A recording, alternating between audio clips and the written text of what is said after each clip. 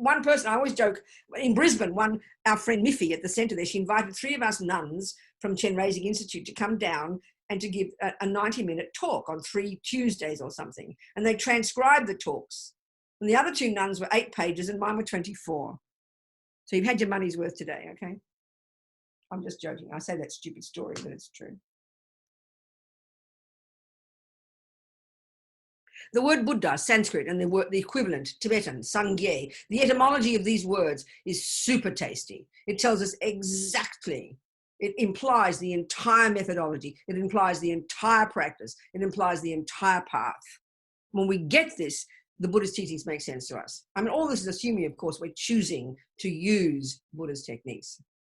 So the word Buddha, the word Sangye, the first syllable, the etymology, the first syllable implies the utter eradication, the complete annihilation from one's own mind of ego grasping, the root delusion that assumes a fantasy me, the attachment that wants to get what it wants, the aversion that has a panic attack when it doesn't, and all the other 83,997 mental illnesses, states, neuroses. These, the first syllable implies the eradication of those from one's mind.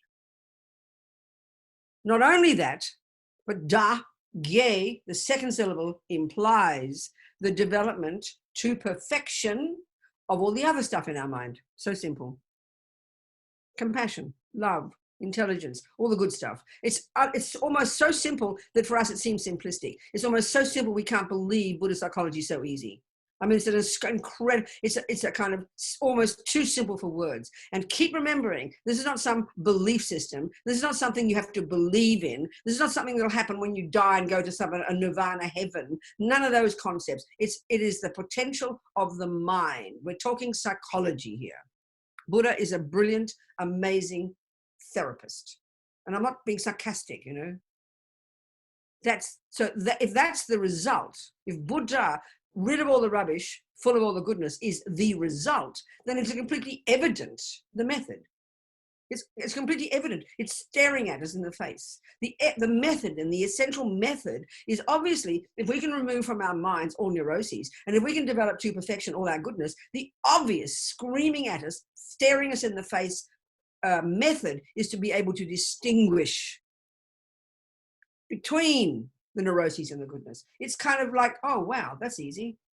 So it is true. As a theory, as a principle, it is incredibly simple. But the job is the hardest job we'll ever do. And this is the point. Not because in its nature it's difficult, but because we are completely imbued. Our minds, and Buddha would say for eons, our mind is imbued with the delusions to the point that they're completely the truth for us. So primordially the truth that even when we hear the opposite, we can't hear it because the depth of these delusions is so primordial. And Buddha would say, we don't just start this life with them. This is the whole point, even theoretically, to present the possibility, the Buddha's view, that our mind is going back to beginningless time. And we're beginninglessly familiar with ego grasping, with attachment, with aversion, and all the other dramas. And this is the point that we really understand Samsara and Nirvana. Buddha's view is, and this is all in the text, it's all there in the literature, that the entire universe, even these realms of existence, the way the environment is, if there's such a thing as spirits and hell beings and God realms and form beings and formless realms, all these types of sentient beings that Buddha is asserting as actual real beings that actually exist, real minds like you and me, having their real mental experiences and having their real experiences at the hands of other beings and having their real environmental experiences, all their karmic appearances, the entire universe, all is the product of all these states of mind. So literally the mind is the creator. I mean, it's a weird concept for us if we have the materialist view. It's so radically different. We can't hear it initially, you know. But everything is created by the mind. And this is why the Buddha is basically saying he's not being rude. It's like he doesn't posit a creator. And he says it's a mistake. He's not being rude to people. He just says it's a misconception. We don't need creating. We do fine creating our own suffering, and we can do fine creating our own happiness. We are the creator. I mean, it's not meant to be arrogant. It's meant to be a wake-up call. Instead of looking outside at the other side of the world, where's my suffering coming from? Where's my happiness coming from? Like these kind of crazy, deluded people looking outside, where's happiness, and trying to avoid suffering. It's right in here. It's not meant to be a cliche. It's not a cliche. This is a fact for the Buddha. So he takes us one step at a time. This is where this amazing packaging of the teachings, these marvelous Tibetans have cultivated, have packaged over the centuries, coming from a Yeshe, this wonderful Indian, I was going to say Italian, he wasn't Italian, Indian scholar and yogi, a Yeshe, when he was invited to Tibet. He spent the last 15, 17 years of his life, like in the 11th century or something. I'm having my morning chai, okay? Half oat milk, half cow's milk, 2 big fat spoons of honey, 3 black tea bags, lots of ginger and lots of cardamom, 2 mugs of it, followed by my hot water. Haven't had my breakfast yet, my morning tea.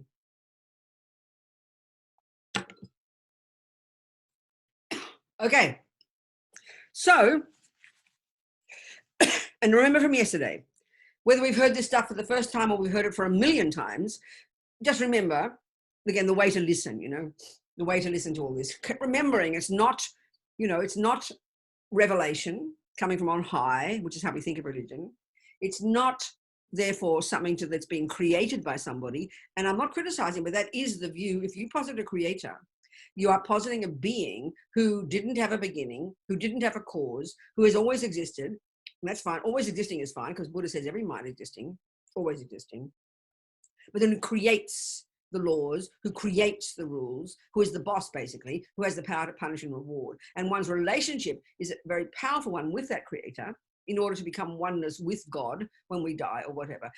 And so therefore the relationship to the God's teachings, it has to be total submission and belief. And I'm not criticizing. I think if anybody, I think if you have complete faith in a creator and the job isn't to prove that the creator is right. That would be shocking. You have faith in the creator. I'm not criticizing. You listen to anybody who's really got faith in the creator. They are very blissful people because they completely don't argue. They don't complain. They know that God has a plan. They know he's got his plan in his pocket. They don't care if he doesn't tell them his plan because he knows at least he's got a plan and you can have trust in him. That's a pretty good way to live your life. You'll be like that Muslim couple, I always quote, a few years ago in Malaysia, one of those airplanes went down and all these people died. And this Muslim mummy and daddy were asked, how do you feel about the death of your daughter? And they said, she belongs to God. We are content. He has taken her back. I think that's sublime. That's incredibly powerful. So the point is, instead of racking their brains and going crazy and why did this happen and how dare this happen and whom could I sue, which is the suffering we all have when things go wrong because we don't know why things are happening. Because in the materialist view, there isn't explanations yet. We're still looking, all the scientists, but we can't find the reasons of why all these things happen. But at least the Christians and the Muslims, if you have faith, that's their explanation. I think that's incredible. What are the consequences of that? They're happy. I think it's amazing, totally amazing. I would never criticize that view. But all I'm saying is it's not the Buddha's view. It's not the Buddha's view. It's not the Buddha's view. The Buddha is not a creator. He doesn't assert a creator. We don't need creating. His view is quite different. But nevertheless, we still have a relationship with the Buddha as a mentor, as a guide, whose advice we're following. That's the whole point, So anyway, here we are then, listening to what Buddha's saying about reality. So the thing is, like we mentioned briefly when we finished the day, and I mentioned briefly meditation. This is so confusing to us. Let's just look at this because this is in the framework of all the things we've just talked about. Okay. What the question is, where does quotes meditation fit in relation to understanding karma, understanding impotence, understanding impermanence, understanding the causes of suffering, understanding getting bodhicitta? What's it got to do with the price of fish? We're so we say that in English. I don't know if we say that in Swedish. What's got to do with the price of fish? Anyway. So we're so addicted in our culture to when we hear the word meditation, to visualize a person sitting down with their eyes closed, probably cross-legged, doing something mysterious in their mind. We're so addicted to misconceptions about the word meditation. So first of all, anyone, what if I cut out, hang on, what if I cut out male? You won't cut everything else out, will it? No. Just quit. Hang on. Okay, so let's just look at the Tibetan word, out of interest, the Tibetan word meditation. And this is quite surprising to us. It gets us very confused. when we hear this. The verb to meditate in Tibetan is the word gom, spoken gom. And what it means is the verb to become familiar with, to familiarize yourself with. That's the meaning of the word. Well, that's really confusing. We think, excuse me, to meditate means to familiarize my mind. And so it throws us completely, because when we think of meditation, first we usually were referring to the first kind, shamatha. That's what the world assumes is meditation, where you learn to just focus, don't get involved in the thoughts, etc., etc., etc. That's just the first technique. That's the first method. But it's not even really technically, from this point of view, from this Buddhist view, the Tibetan word gom, that's not even meditation. It's simply preparing your mind to be ready to do the second mode, which is the actual job, which is where you develop insight into something. And when you understand the English word to get insight into something, to understand it experientially. You got intellectual knowledge, you got 1 + 1 is 2. Your teacher tells you 1 + 1 is 2. You can even memorize it, you can recite it, but you don't understand it yet. You haven't got insight into it. You don't know the meaning of it experientially. You know the words theoretically. That has to be the starting point. So what you do is you go home, and then your teacher says, basically, go get some insight into this, Robina. What does she want you to do? Well, it's simple. She wants you to go home, sit down, get some focus, first mode of meditation. Then when you got some focus, you use that focused mind to go to the second mode, and you do your work, your work in order to trigger the insight into the meaning of, to the answer, in other words. That's what learning means. This is the meaning of learning something. We all do this. How we learn music, you learn the theory first. How you learn cooking, you learn the theory first. How you learn everything, you learn the theory first. And then you use methods to internalize it, to make it experiential. That's the meaning of insight. You make the karma, impermanence, emptiness, bodhicitta, and all the other teachings in Buddhism, you make them experiential for you. They become truths for you internally.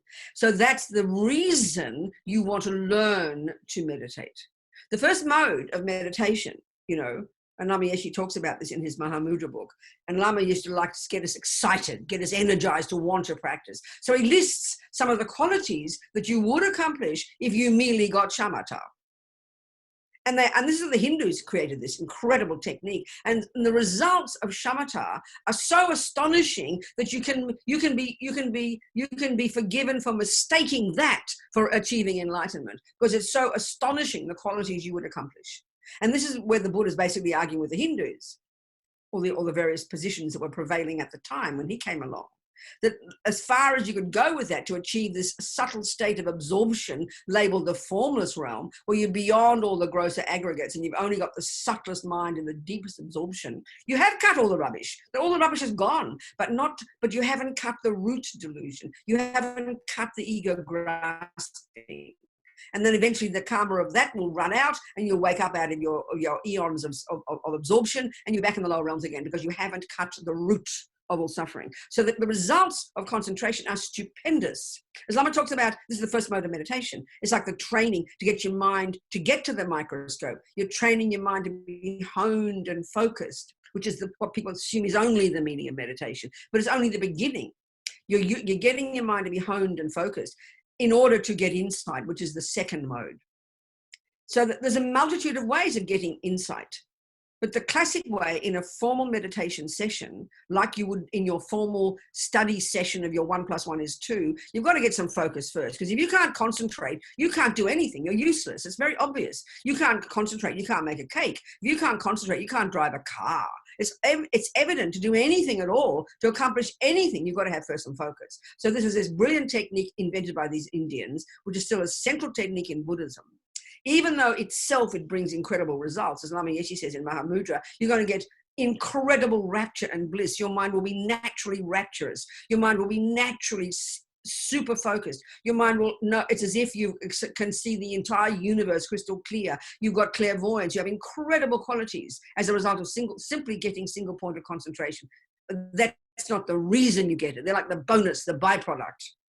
But as Lama said, once you know the incredible results of just even getting shamatha, you won't want to waste time. You will want to get it. But once you've got your shamatha, once you've got your single point of focus to whatever degree, you then use it to do the real work of getting insight into reality. That's the way the Buddha's saying, into reality. So let's look at that. My tea gets cold and I like it hot because I talk too much. So delicious. The oat milk is pretty good. You know what though? You know that oat milk you buy in Sweden is pervading the whole world, Martin. What's the name of that company? Everywhere you get the oat milk, you get it in Australia, you get it in England, and now you see other companies are copying their recipe. It's very delicious. Okay, so what does it mean getting insight into reality? What has that got to do with anything? It's got to do with everything for the Buddha. This is the whole point. So basically what Buddha's saying is this: reality, okay, finally in meditation, when you look at the six perfections, the way these two meditation techniques are presented in the context of the six perfections of the Bodhisattva, they're presented as the last two of the six perfections. The first is concentration and the second is insight. And you need to do both of these. So of course they're referring to the final insight, the insight into emptiness. But you need insight into everything. You don't just use meditation to get insight into emptiness. That's ridiculous. You know, you need insight into all of these different ways that Buddha is presenting from his point of view of what reality is. So he is saying that impermanence is reality. He is saying that the law of karma is reality. He is saying that bodhicitta is reality and we can accomplish it. He is saying that you know, there is suffering and there are causes of suffering. In other words, every single thing that Buddha presents from A to Z in his entire package of the entire path to enlightenment is simply a presentation. What the Lamrim is a presentation in words of Buddha's findings experientially of how things exist. Hear these words, it's very simple, you know, how things exist. So why is he telling us these things? Why is he telling us about impermanence? Why is he telling us about karma? Why is he telling us about bodhicitta? Why is he telling us about emptiness? Why is he telling us these things? Because he says, this is how things exist. That's his findings. And so you're sitting there in Einstein's class and he's telling you about relativity. And you think, why is he telling me this? Well, clearly because he's discovered this is reality. Why is your teacher telling you that 1 + 1 is 2? Because it's reality. It's how things exist. That's what reality means. It's how things exist. And so one way of presenting the entirety of the Buddhist path, one way of presenting is it's in terms of being a presentation of how the universe exists. Buddhism, from the big picture point of view, is like an entire whole organic worldview. There's a term in science. What is it? They're looking for that. What do they say? I keep forgetting. What's that term? The grand unifying theory. Thank you, a unifying theory. Buddhism is a complete unified theory.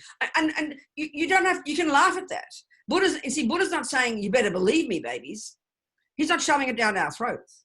He's not sort of, you know, he is saying this is what he's found to be the cause of the entire universe. It's a presentation of the entire universe. Okay, many of us who like Buddhism, let's say, have no interest in that. We want to learn how to meditate so we can become more calm. Better than nothing.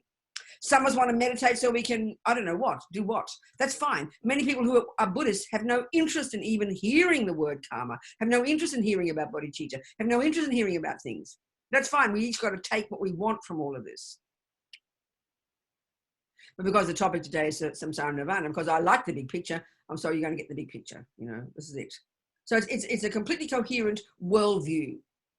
And so the only way to listen to it, if we're interested, is to listen to it, hearing, you've checked up on the Buddha, you've got some sense that this person's a relatively valid person. He's been around for these few years, you know. You hear about other people who are Buddhists, you check up the experiences of other people, you check the books, you check the literature, you've got some confidence that something, maybe he's a valid person at least. Don't waste your time listening otherwise. And then you decide, let's say, like some of us, that we want to become a Buddhist. So what that means is I want to become a physicist. So I'm going to listen to Einstein. I'm going to internalize it. I'm going to study it every day. I'm going to realize what he's telling me so I can then use this to do whatever I have to do being a physicist, you know. I want to become a gardener. So I'm buying into all the laws of botany. I've decided not just to listen to it or one part of it, but I want to become a big, fat, complete botanist. So I'm going to internalize all that information until eventually it's completely experiential and now I know how to make magnificent gardens. So here we're listening to Buddha's teachings so that we can do this job of becoming a Buddha, ridding my mind of all the rubbish and growing all the goodness. Why? Well, the most obvious first reason is because that's your potential, baby. Because that's how things are. That's the true, because that's the true nature of who we really are. That's what Buddha's saying. So then why does he present to us? If I want to become a Buddha, what's the way to do it? Well, a Buddha is a being who's removed from their mind all delusions, all misconceptions, all neurotic emotions. So the key function of those delusions, of those neurotic emotions, the key function is implied by that word delusion, is implied by that word misconception. So there's a particular bunch of them that are these emotional ones, these afflictions, as they say in Sanskrit and Tibetan, these emotional afflictions, these intense mental unhappy states called anger, attachment, jealousy, pride. We are very intimate with those. But they're not the only disturbing emotions. There are all these other misconceptions about reality. The key function, the key characteristic of anger, the key characteristic of pride, the key characteristic of attachment, the emotional component is the experience of it. That's clear, but that it's not its function. Its key function is they're rooted in being misconceptions.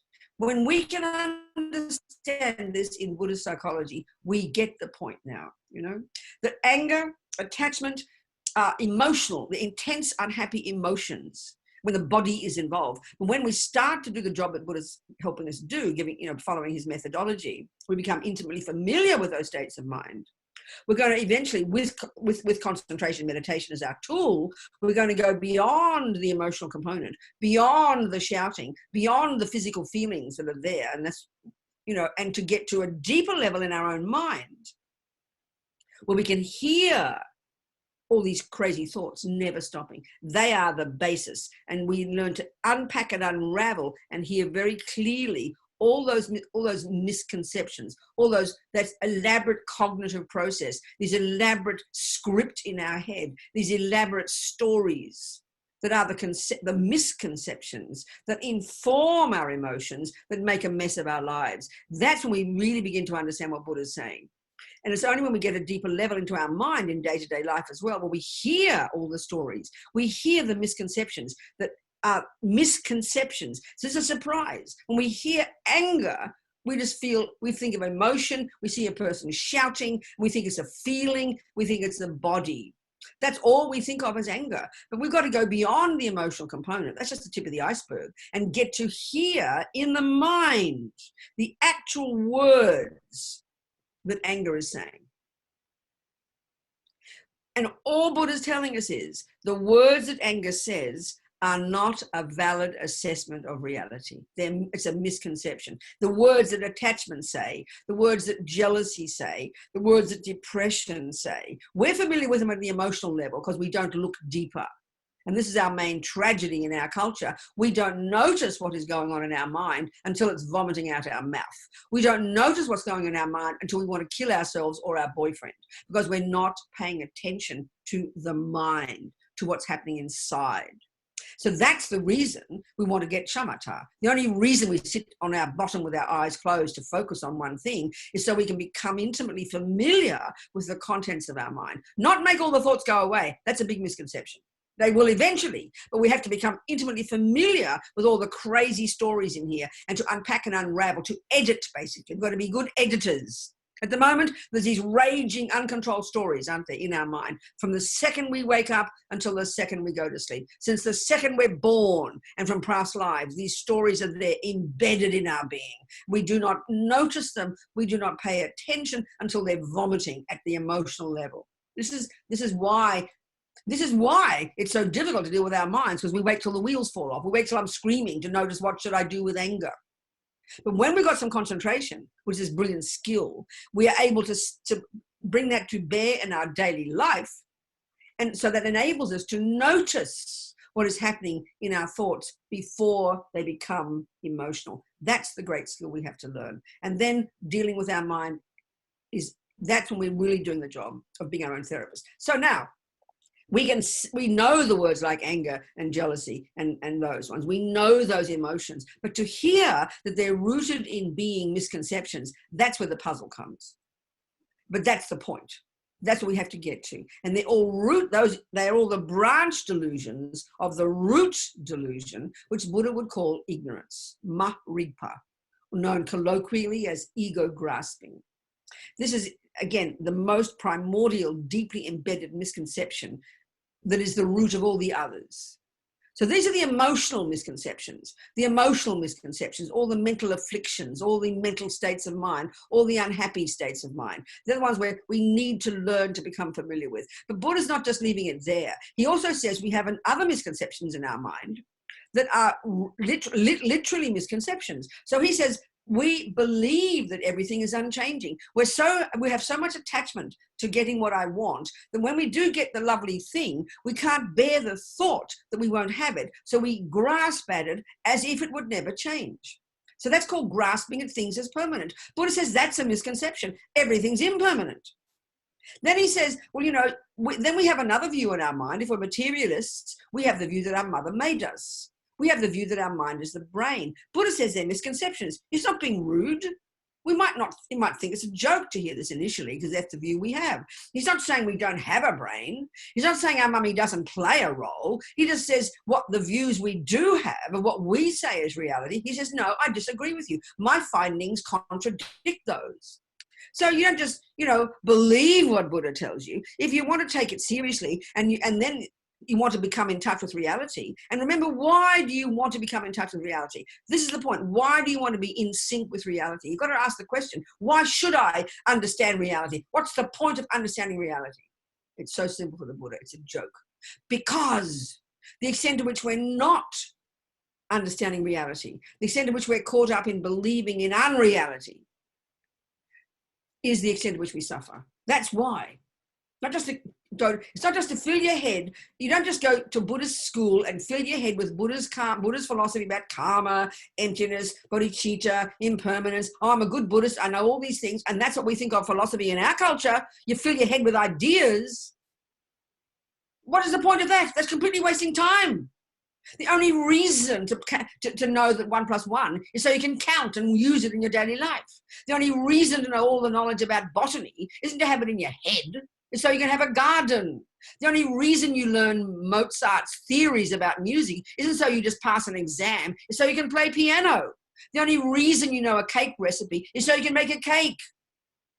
The only reason to know about karma, know about impermanence, know about emptiness, know about these things is so you can become a happy person and then become a Buddha and then incidentally help others. That's the purpose. So Buddha's saying right now, in our mind, there are layers upon layers upon layers upon layers of misconceptions about the universe, about reality, about happiness, about suffering, about what the mind is, about what the causes of suffering are, about what the causes of happiness are, about how things exist at a multitude of levels. That's to the big picture point of view, the big Buddhist picture coming from the great Nalanda tradition back in the 7th, 8th, 9th, 10th century, all the great masters that we study, as His Holiness always says, in the great monastic university system in Tibet, based upon these amazing great scholars, these amazing genius Vajrayana, Mahayana scholars in Nalanda, tracking right back to Buddha.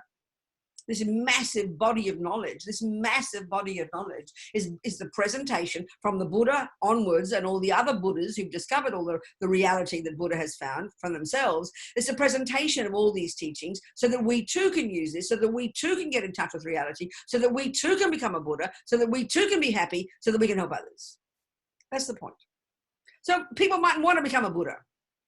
You don't have to know about karma. You're the boss, not Buddha. You can watch your breath if you want to. No one says you can't. You can call yourself a Buddhist. That's fine. You're not really being a Buddhist if you just watch your breath. Nothing special about watching your breath. It's not even a Dharma action. But whatever, you can decide. You're the boss. Buddha's not the boss.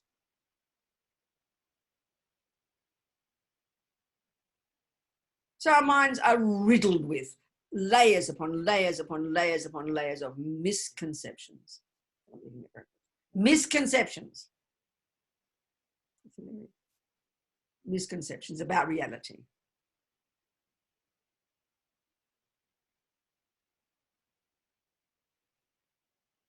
Okay, so if we take the lam rim, this packaging of the Buddha's teachings,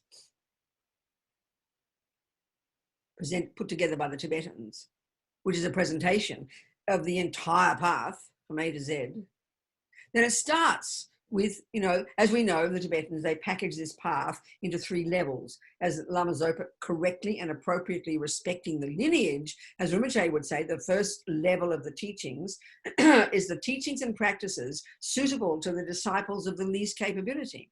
Then you've got the next level, and that's the teachings and practices suitable to the disciple of the middle capability. And then you've got the great capability. So, you know, and as we know, sometimes we hear the teachings, they talk about the teachings in the first level as the teachings of the first scope, they call the lowest scope, the scope of the capacity of the disciple. So, you know, it's different levels of teachings, different levels of practices, and each one is progressively more advanced upon the previous. So we understand that if we go to school, we have junior school, high school, university, and postgraduate. I find those simplistic, but really powerful to use those concepts, because when we hear you've got the lower scope teachings, the middle scope teachings, we've never heard of that concept, so we just get puzzled, you know.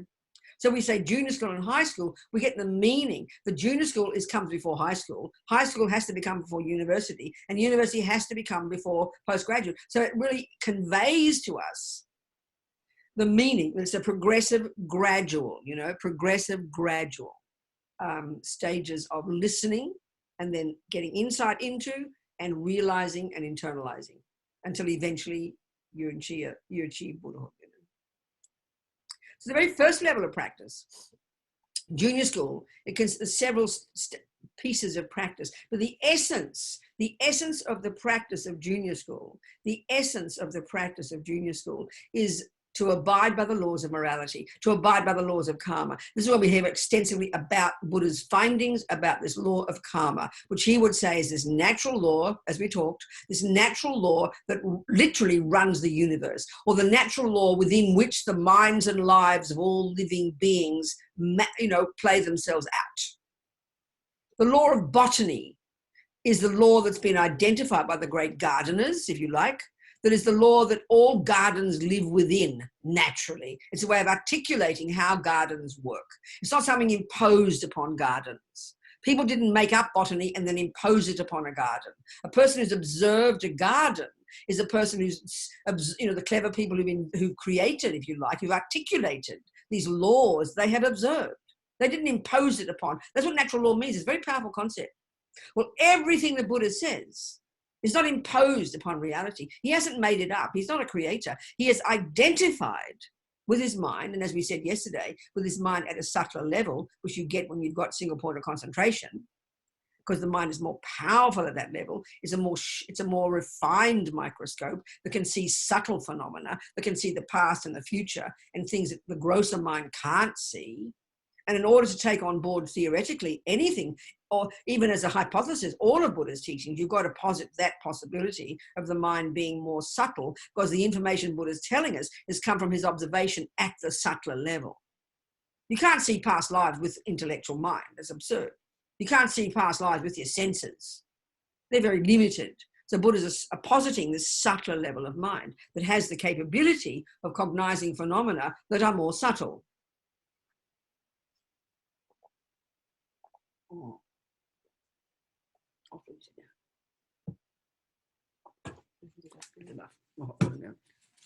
Okay, so the essence of junior school, of the first scope, there are several practices, but the essence of it is the first stage of practice. Control your body. Another whole way of presenting now is to control our body and speech, to live according to the rules of good ethics, to behave nicely, to stop harming sentient beings. The essence of high school, the essence of it, is to know your mind intimately, and to unpack and unravel the contents of your mind, and to subdue the mind, because that's the root of problems. And the accomplishment of those two, that's the wisdom wing. That's the Hinayana wing. If you're a Hinayana Buddhist or Theravadan Buddhist, if you're practicing in Burma or Thailand, this is the totality of the teachings that you would get. And the accomplishment of these two, if you completed the path here. If you're going to graduate at high school, then you would achieve your own nirvana. You would achieve your own liberation from suffering and its causes. And at some point in one life or other, you won't need to be reborn, and then you die and you're out of here, baby. You've achieved your own liberation from suffering and its causes. So the first scope of teachings is all the teachings you need to do to internalize, to start the ball rolling. You control your body and speech. Now that qualifies you to get to high school, where now the essence of high school is to control your mind, to subdue your mind, and to unpack and unravel and rid the mind utterly of all the misconceptions. That's if you're going to graduate at high school. But you can go further than that. You can go on to university, which is now the Mahayana component, and having developed incredible control of your body, speech, and mind, having developed renunciation of suffering and its causes, you can now continue to work on becoming a Buddha, because you start to realize everybody else is in the same boat. But now, because you understand your suffering, now because you understand the causes of your suffering, now you understand the causes of everybody else's suffering, because we're all the same. We've all got the same suffering and the same causes. So now you're energized to want to help others. That's the two wings of the bird: wisdom and compassion.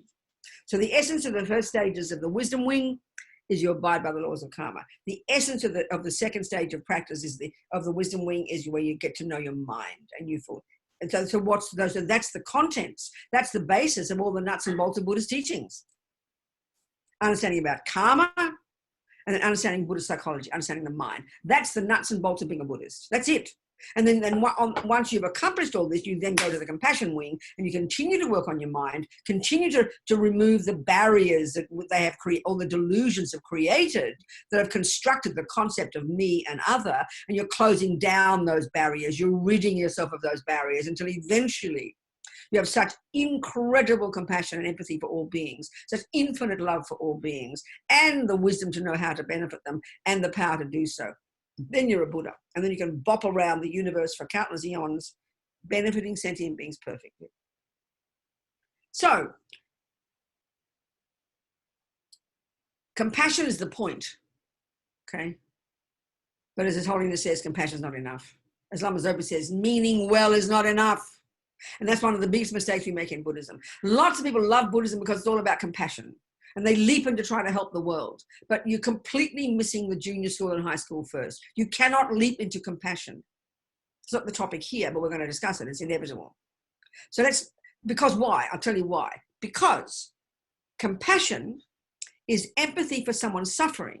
So you have to ask the question, well, what's suffering? Well, to know what suffering is, you've got to go back to high school, where you present Buddha's, which is what we're discussing here. We have to discuss Buddha's understanding of the Four Noble Truths. The first one, there is suffering. There are 3 levels of suffering. We just discussed yesterday: the suffering of change, and all pervasive suffering. So straight away, we're going to hear that Buddha's view of suffering is way more subtle, way more vast than our view. But the trouble is, we have compassion now. We do have compassion, but only for those who are caught up in the first kind of suffering.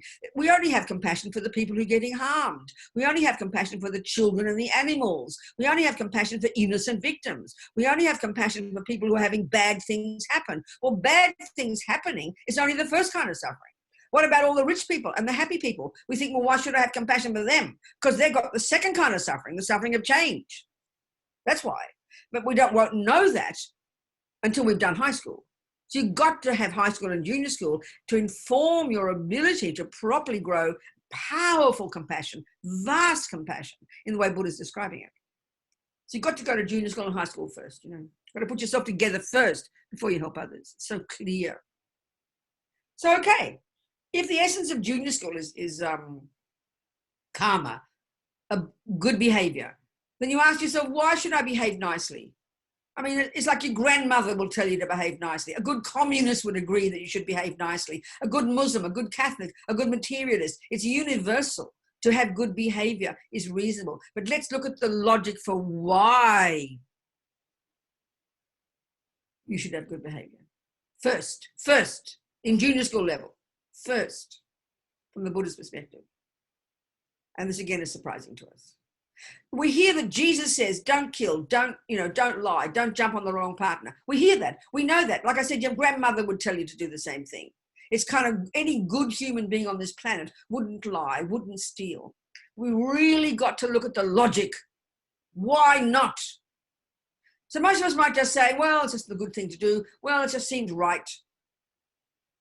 You know, we're not very precise in our logic. Now, if I'm a Catholic, if I'm a Christian, I will be precise in my logic. Why are you not killing, Robina? Because God said I shouldn't. That's the main reason. Like I said, I remember yesterday, I always quote this all the time. My Jesuit priest friend, when I asked him, by definition, what is a sin? This is a major point. By definition, a sin, he said, is going against God's will. So in other words, he said there's some aspect of natural law. People don't like getting killed. That's evident. But the main thing that makes the action of killing wrong is because God said. Now, I'm not criticizing, and that fits if you're a Christian, because God runs the universe. God made the universe. He's the boss. So of course it fits. It's logic. And that's what we tend to think about morality. As soon as we're told, when it comes to moralistic things and religious things, do this and don't do that, we think of it as someone squashing us, someone telling us not what to do. Why? Because if you don't do it, Robina, I'm going to punish you. That's what we think of morality. That's how we feel. That's why we're so neurotic and feeling guilty and ridiculous, because we impose that view on things. It's ridiculous. It's nonsense, Buddha says. So why does Buddha tell us not to kill? This is the major difference. Because guess what, folks? People don't like getting killed. It's natural law.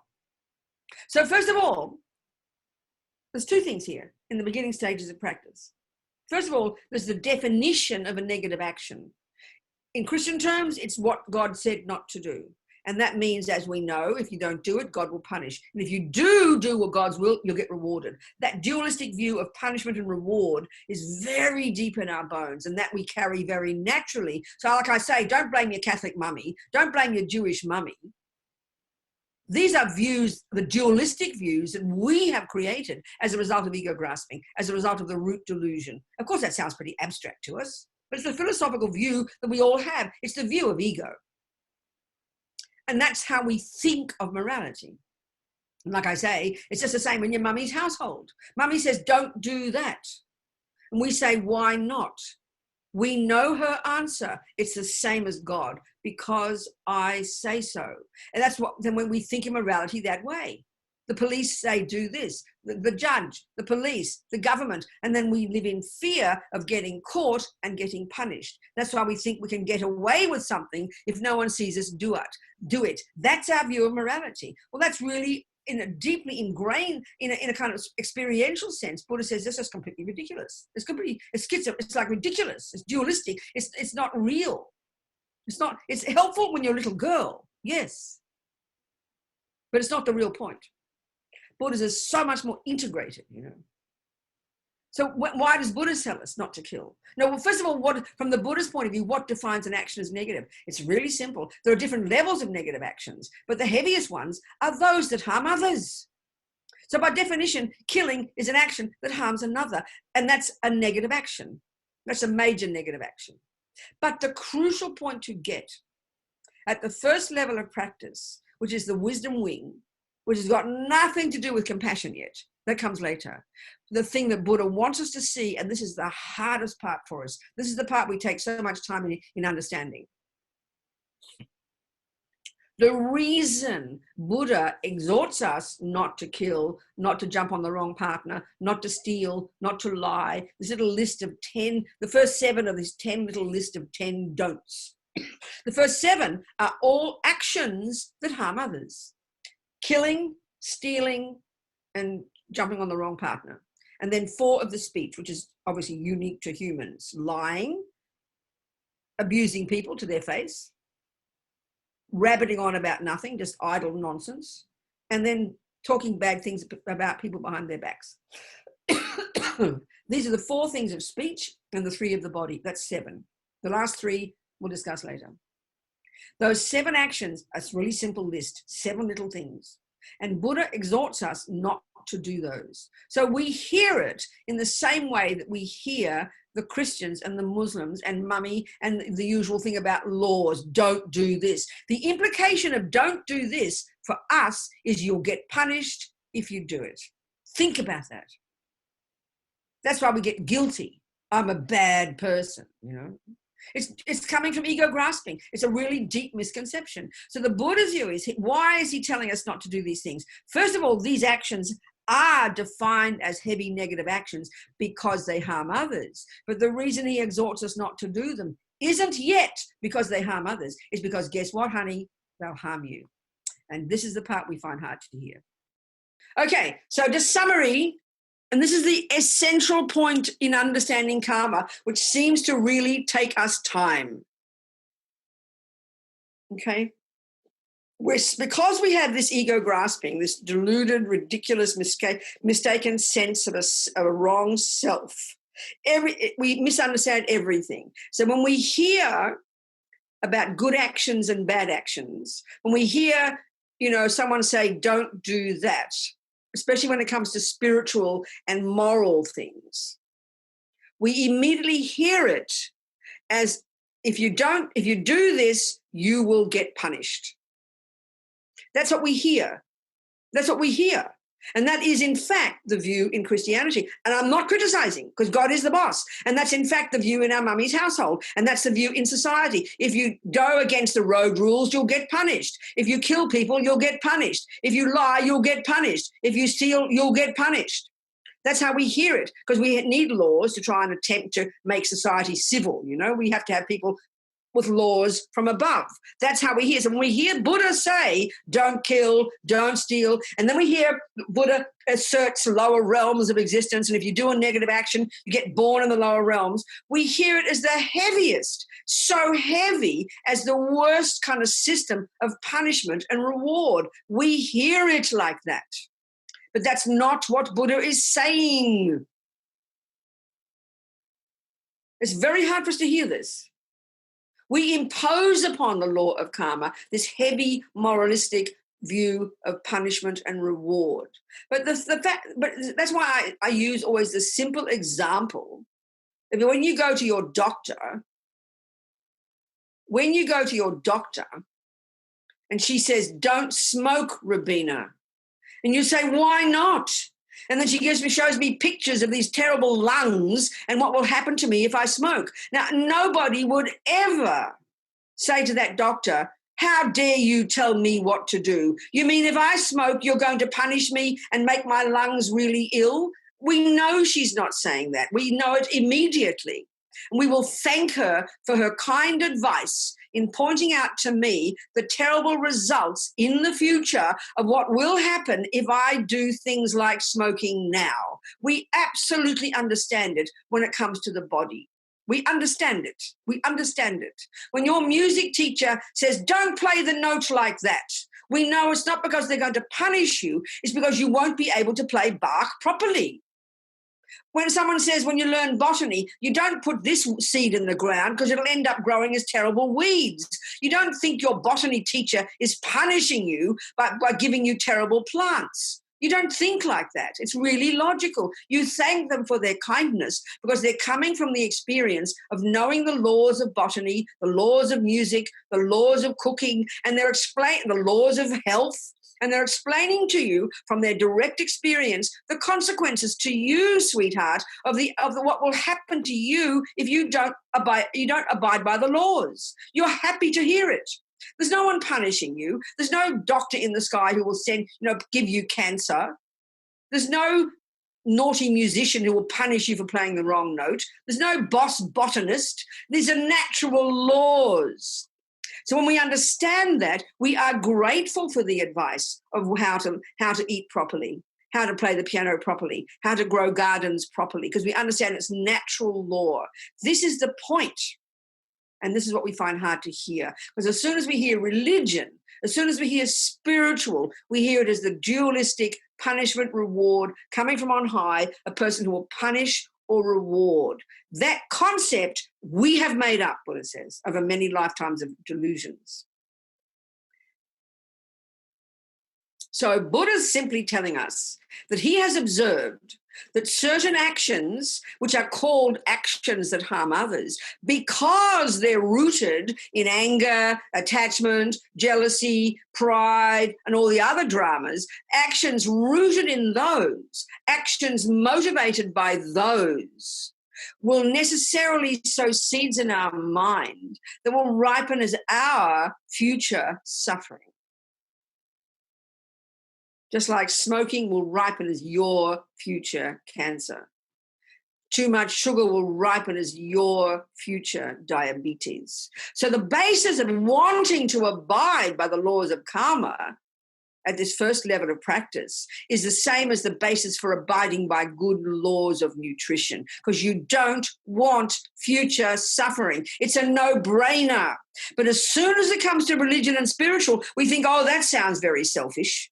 Well, you've got to first recognize the suffering for yourself before you can help others. This is the fundamental point about karma and the hardest one to hear, because we hear it as punishment and reward.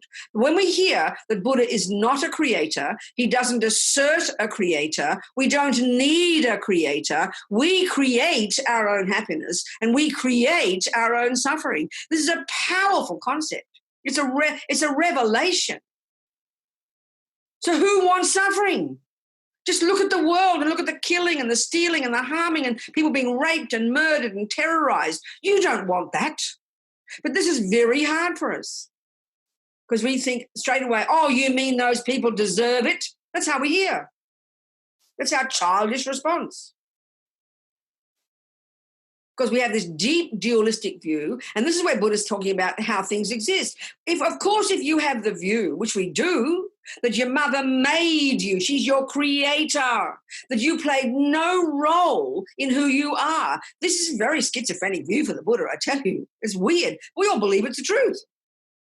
So of course you're going to blame your mother.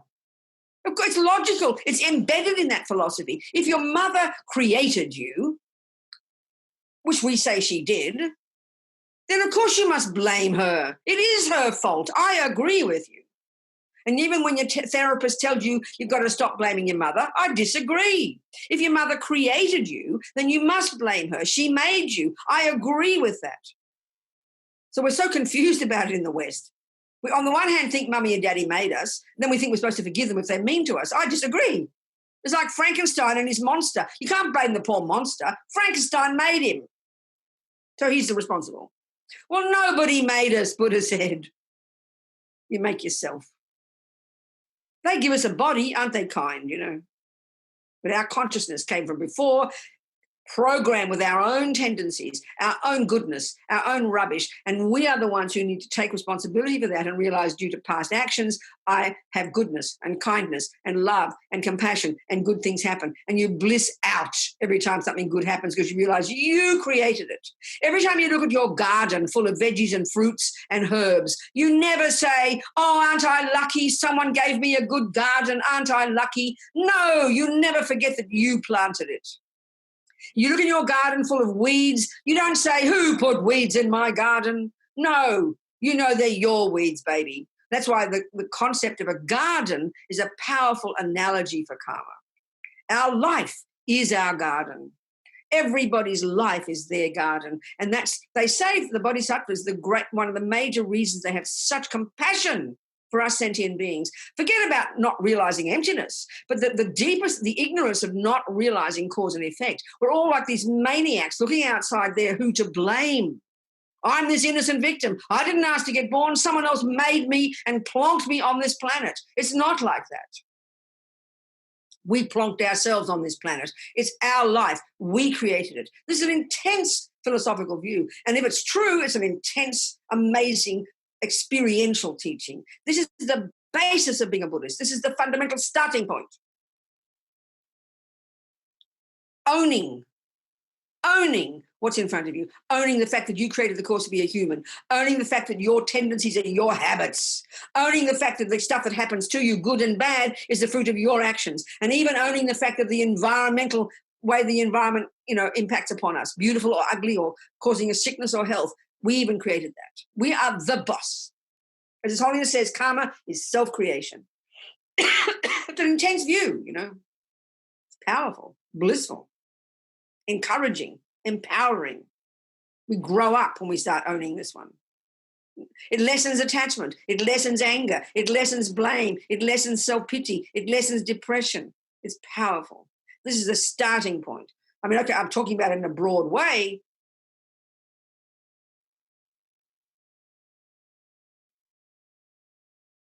So if this is true, if the Buddha's view is true, and all we can do is take it as our working hypothesis here, then we better learn at least the fundamentals of this law. If the law of botany is true, we better learn the fundamentals of that law, hadn't we? Study a bit of botany so we know how to manage our garden. Come on. If the laws of cooking are true, we better learn a few recipes. If the laws of music work, we better learn a few theories, We've got to start with the theoreticals. Clearly. That's why it's not enough to say, oh, yes, I believe in karma. That's absurd. What good is that? It's meaningless. Try and hear the point. It's an utterly meaningless statement. It's like saying, I believe in botany. Well, I'm glad you believe in botany because, in fact, it does work and you can see the evidence.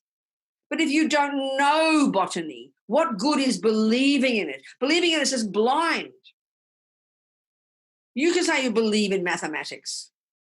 I'm fine. It's fine. Lots of people know it and you can manage to get away with believing in it. But if you eventually you have to know how to apply mathematics. So to believe, or even when something goes wrong or you get some happiness, oh, what's the cause of that? Oh, it's karma. Oh, please explain it to me. Oh, no, I can't do that. Then what good is it? It's meaningless, stupid. Got to know the fundamentals, the nuts and bolts, the minimum. And there's a certain minimum things we can learn about karma that are simple to slowly internalize and apply in explaining our own experiences and the world. Because it's a natural law that applies to all gardens. So, in general, the fundamental law of karma, one, that we have these minds, these mind streams, take this as our hypothesis here, not physical, a continuity of mental moments that go back and back and back before this birth and go forward, forward, forward after this birth. You've got to take that as your hypothesis first. Otherwise, karma is a joke. It has no meaning. Second, every millisecond of what we think and do and say necessarily leaves imprints in our mind, leaves seeds in our mind, programs our mind, every millisecond. That will, being seeds, energy will expand, will grow, multiply, and will ripen eventually in the future in that mind as certain experiences. In general, next level of detail, in general, any action, karma action, that's labeled negative, which broadly speaking is an action of, at the heaviest level, an action of body and speech motivated by a delusion, attachment, anger, and the rest. Any action done by the body or speech motivated by what's in the mind is labeled a negative action that will sow seeds in the mind that will multiply and ripen as future suffering. Any action that's labeled positive, in general, an action of body and speech at the heaviest level, the biggest level, motivated by a virtue, will sow seeds in the mind that will ripen as one's happiness in the future. That's the next level of detail. Then, of course, you get more advanced as you go into more detail. Precisely what is negative, what is positive, what are the variations, what are the conditions. It becomes incredibly sophisticated, incredibly subtle. But like all laws, you start with the simple principles first, So before we go any further, we know already from this, because as I've just said before, there's one way of presenting the entirety of Buddhism is in terms of its being a method of how to stop suffering and how to get happiness. Another way of presenting all of Buddhism, as we've just discussed, is a method of how getting rid of ignorance and getting wisdom to see reality. Another way of presenting all of Buddhism is in terms of its being a system of ethics, but they all come together to the same thing. So why we suffer is because we have got bad ethics, which is rooted in having misconceptions. And that ripens as suffering. Why we have happiness is because we've done certain actions of body and speech rooted in virtues that ripen as happiness. So if you want happiness in the future, and we all do, then we have to create the causes now. If you want flowers in your garden, you need in the future, and by definition, the future, you need to plant them now. And that means you need to know what seeds to plant. You have to be precise in knowing with confidence the seeds that will bring those fruits, and you plant them now. That's exactly the view about karma. This is the fundamental starting point of being a Buddhist. This is the fundamental starting point of being a Buddhist. So the most, as Rinpoche says, the most urgent, immediate level of practice is at least, before you even start planting good seeds, you've got to at least stop planting negative seeds. Bare minimum, fundamental, stop planting more negative seeds. So that's where Buddha's teachings, where he exhorts us to don't kill, don't steal, don't jump on the wrong partner, don't lie, don't badmouth behind backs, don't gossip, and don't abuse. 7 baby actions. At least, he says, refrain from these. Why, Buddha? Because, sweetie pie, they're labelled as actions that harm others, but because they're driven by your delusions, they will ripen as your future suffering. So at least refrain from these first. First entry level, immediate, urgent level of practice. At least stop sowing more weeds, please. For whose sake? Yours. Compassion is not in there yet. You could also have compassion, nothing wrong. But the fundamental point about karma, you have to understand that everything we think and do and say is what produces me. So this first level is how we would call it. It's like having compassion for yourself. We miss this one completely. We don't get it. And we will never get the rest if we can't get this. This brings incredible self-respect. It's like saying, oh, no, we think, oh, that sounds selfish. Well, you know, nobody accuses you of being selfish if you stop eating sugar because you don't want diabetes. People say you're intelligent. They don't say, oh, how selfish you are. No, don't be ridiculous. Because when you know the consequence of eating sugar, you can now help others. Same here, first for yourself. So the basis of wanting to abide by the laws of karma is self-respect. You are sick of suffering. You're up to here with suffering. You're fed up with these crazy habits. You're fed up with the ridiculous things that happen. You are sick of suffering. You're vomiting from the thought of more suffering. You know yourself, if you like to say, you know, you've been an alcoholic or something, or smoked too many cigarettes. You've got to get to the point where you're sick of the suffering. That's renunciation. That means you've got to recognize the suffering. And you've got to know the causes and want to get the hell out of this suffering. That's a powerful realization to have. That's called renunciation. When you've got that, you're already a sublime person. You're an amazing, self-respectful, amazing, disciplined, wonderful human being. And now you can begin to recognize everybody else is in the same boat. Karma is massive, I tell you, and it's self-respect.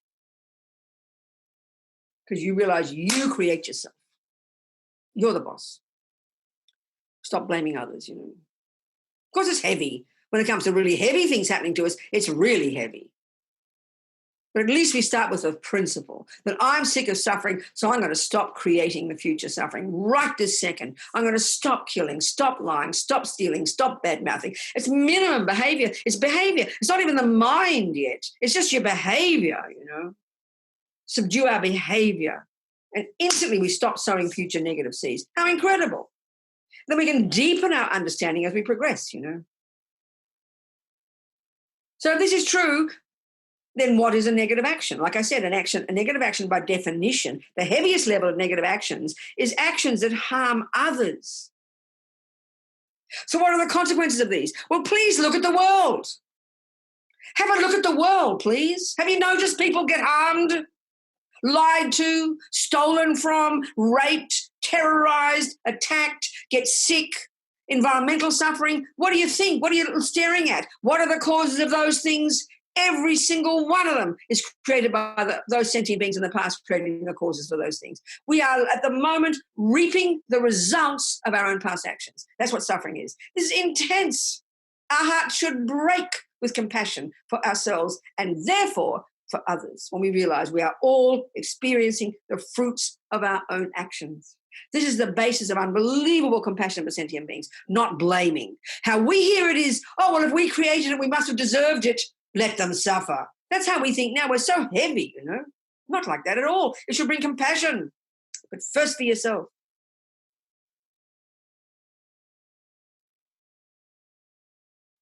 It takes a while to get that view. It takes a while. That's the point. Because Buddha is not a creator, therefore he is not a punisher, he is not a rewarder. There is no such thing in Buddhism as a person punishing or rewarding. It's a ridiculous idea. No such concept. Think about it. If Buddha is not a creator, then who is punishing? Nobody. We made it up. So if a negative action, one that harms another, is one that'll sow seeds in your mind that'll ripen, 1, as a suffering rebirth, 2, as a tendency to keep doing that action, 3, as that action happening to you, look at the world, and 4, an environmental result, we better know how to define a negative action and what are the components of an action that's labeled negative so you can stop doing it. It's pretty clear. And remember, all of this applies to happiness as well, you know. All of this applies to happiness.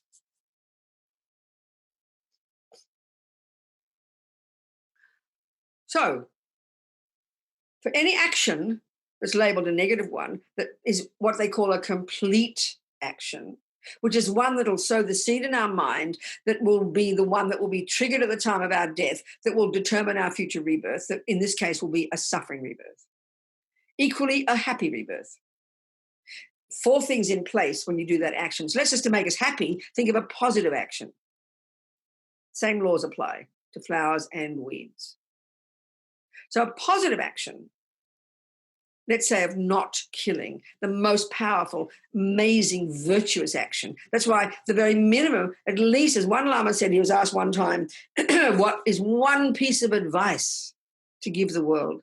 At least try not to kill. It's sort of evident the word kill is the heaviest one. We can see it. The heaviest one, you know. So Buddha, of course, is suggesting we don't kill anything. No ant, bug, rat, ex-husband. Don't kill any sentient being. At least this. This is stupendous and powerful. So what are the karmic, so what would define an action as virtuous? What are the components of a complete action? There are 4. It's way more nuanced and subtle than this, but I'm giving simple principles, okay? So in order for an action that we do called not killing, in order for it to be a complete action, in order for it to be, therefore, to drop a seed into our main bank vault, which is the one that I put my dog to sleep. Oh, this is questions. It'll come soon. Yeah, we'll get this. Every one of us has killed our pets out of love. We'll discuss it later. How are we going for time? What time we start? An hour and a half. We'll have some questions soon, I think. So I'll just, okay. Yeah, okay. Yeah, let me go through these 4 things and then we can have some questions, okay? So first is, if you're going to have a complete action of not killing that drops a seed in your bank vault, and I joke and talk about bank vaults, there are 4 bank vaults, the bank vault that holds seeds that will produce a rebirth, the bank vault that holds seeds that produce our personality traits, the bank vault that holds seeds that ripen as our experiences at the hands of others, and the seeds and the actions that we do that drop seeds in our bank vault that will ripen as an environmental result. So there's 4 things in place when you do that action. The first is clearly there's got to be a living being in front of you.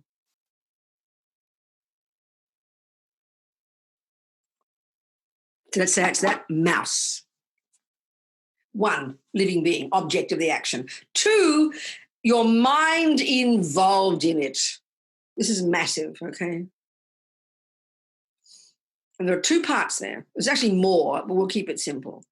2A is intention. And we can spend the whole of the day just talking about intention. So don't confuse this with motivation. They use this word intention to mean also motivation. But here we're being very specific. We're talking about intention, meaning I will, volition. And this, if you want a boss, in our entire life, it's the state of mind called intention. And it seems like they say we have intention every millisecond. It's one of the always present states of mind. There are many. If we have time, we'll go into the states of mind. We must. Intention is there all the time, driving every tiny thing we think and do and say. But it's so deeply ingrained, so instinctive that we don't even notice most of the time.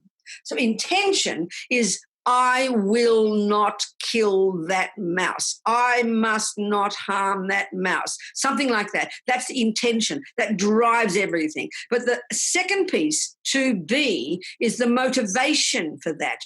What we would say is the reason. But they come so together, we don't notice the difference.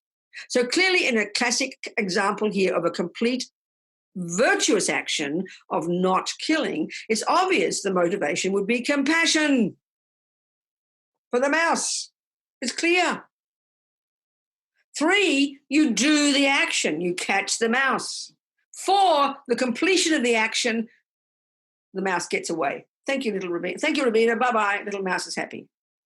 Roughly speaking, that would be considered a complete action of not killing. And it's a stupendously powerful action. It's one of those that is the cause of our getting a decent human rebirth. But as Zopa says, not just in general, but the real thing is any of the virtuous actions, the human life we've got now, he says, with the various conditions of our wanting to practice a spiritual path and so on and so forth, would have been, the cause of this would have been not just to be a nice person, not just to not kill. We have to have practiced the not killing, he said, in the framework of a spiritual path. And not only that, we must have practiced the not killing, that's the cause of this rebirth that we have got, in the framework of keeping vows of not killing. And we'll discuss this later. This is huge. So, a complete action of not killing, as I stated. Now, flip that around, and you've got a complete action of killing. There's a mouse. 2, intention, I will kill the mouse. 3, to be, motivation. Usually you don't kill a mouse out of compassion. You might kill your pet, like we're just discussing now. We're going to have questions. One of the commonest things, we kill our pets, don't we? Because naturally, in our culture, we assume the mind of the dog, the mind of the cat, the mind of your grandma will finish when you kill them. So that means, so our motivation is compassion. There's no question.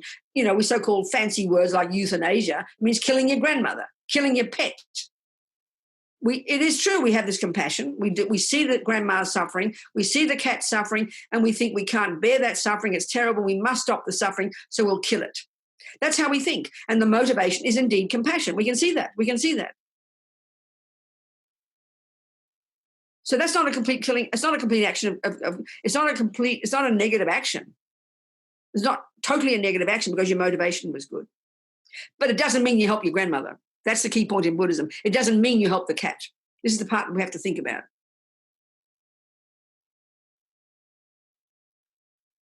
So I think we should have some discussion now. It seems there's a few questions coming before we have a break. A few questions, Martin. I saw some written down.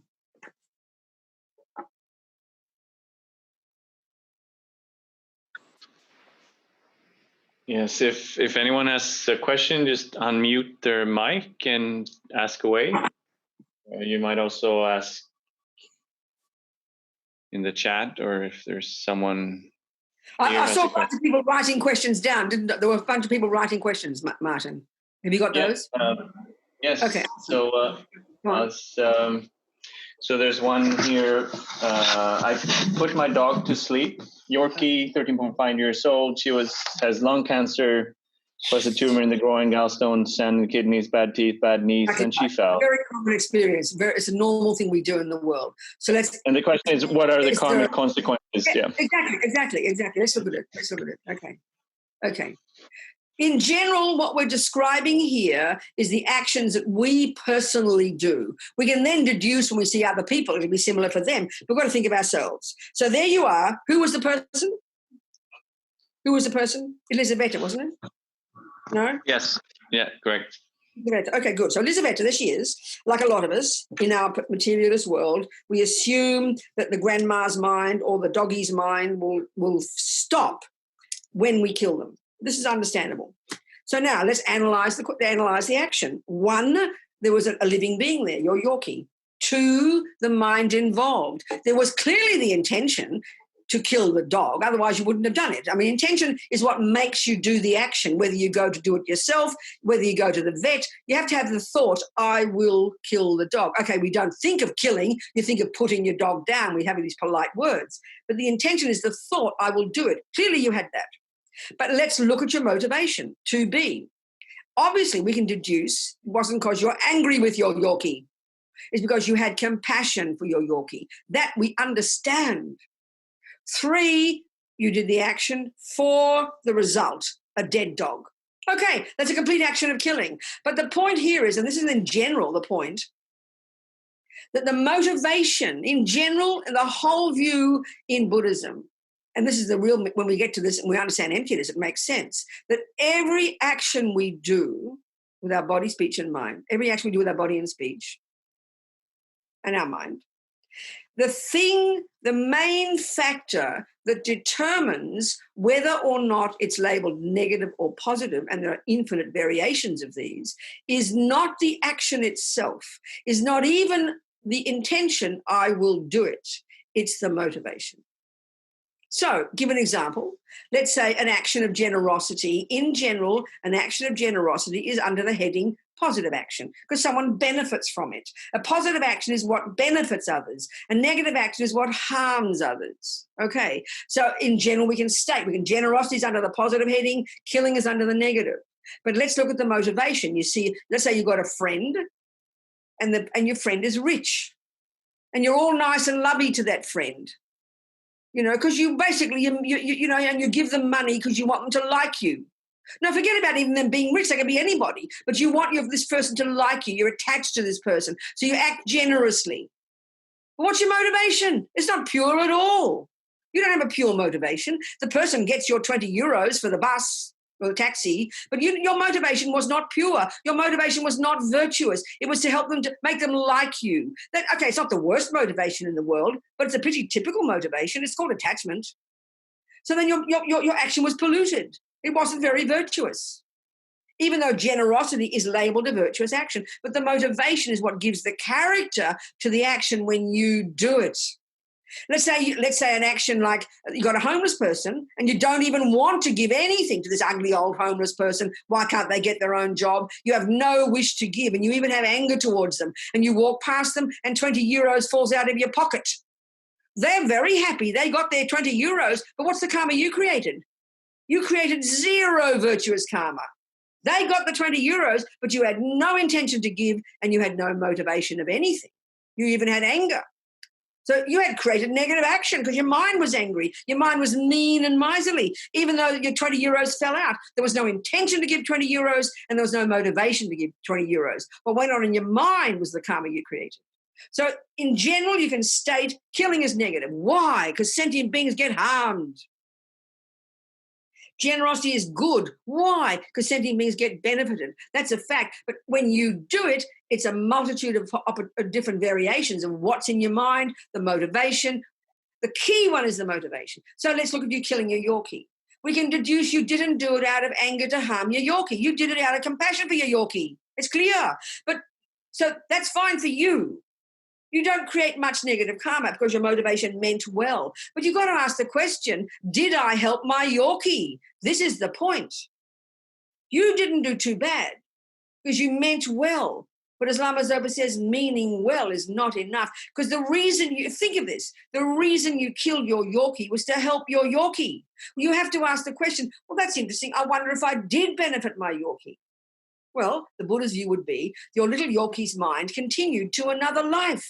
And depending on exactly what was in their mind at the time they died, that determines the karma that was triggered in their mind, which then determines the life they will have. And it's not wrong to say, unless you're clairvoyant, you can't guarantee that a virtuous karma was triggered, and therefore you can't guarantee that a non-virtuous karma wasn't triggered. Therefore, you can't guarantee that your little Yorkie got even a worse rebirth after they died. I'm not trying to make you miserable, but this is the technology of karma. So in other words, unless it's not a moralistic thing, you mustn't kill. If you have wisdom and you know exactly what's happening, and you have enormous compassion and wisdom. Like the great yogis, the great masters, they've got no ego. They can even kill out of the perfect motivation, but knowing exactly it's right for that person. That's heavy duty. We don't know that. We're not clairvoyant. We mean well, but meaning well is not enough. For you, not too bad. For you, the karma you created, not too bad, but you didn't much help your Yorkie. You can't guarantee you did. That's the way to think about it. So if you have a comment on that, Elizabeth, please write it down and we'll discuss it. Thank you. What other questions? Did it make sense, darling? Yes, thank you. Make you feel miserable? Yes, a little bit. Learn from the future. It's not wise. It was maybe. That's right, darling. You meant well. So you can still do prayers for your little Yorkie. It's always going to be helpful. You can do medicine Buddha. When did you kill them? When did they die, darling? It was for 2 days ago, and I. Oh, okay. So you got time. You must say many medicine Buddha mantras for your little precious Yorkie, please. We'll all say some mantras later. We'll do mantra right now for your little Yorkie. What's her name? Bijou.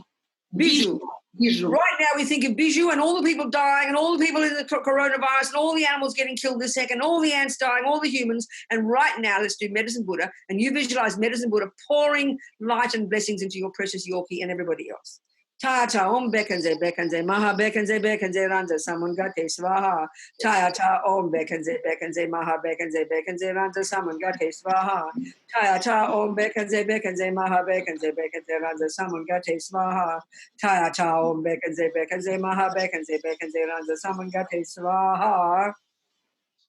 Okay, you keep doing those for your little Yorkie. Any other questions, Martin? Thank you. There's one more here in the chat from Yuval.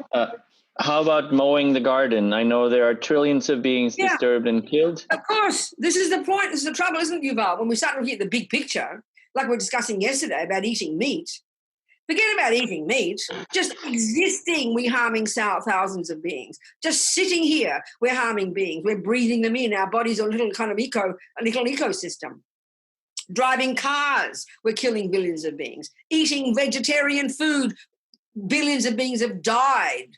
So we can't avoid this. It's the nature of this suffering world, but just by existing, we harm sentient beings, all kinds. So clearly actions like driving the car, actions like mowing the lawn, we're going to be harming sentient beings. So this is a tricky one. So we can't just ground to a halt, because whatever we do, we're going to be harming. So this is why we've got to at least, as much as we can, have the purest motivation possible, not to harm sentient beings, to do everything we can to not harm, to be as conscious as we can. And that's why we've got to live in vows to at least protect ourselves from negative karma. And we'll discuss this more in the future. So all we can do from the big picture point of view, it's not as if, oh, well, I can't help it, I'll just mow gardens. Oh, I can't help it, I just can't drive. No, you do whatever you can to mitigate.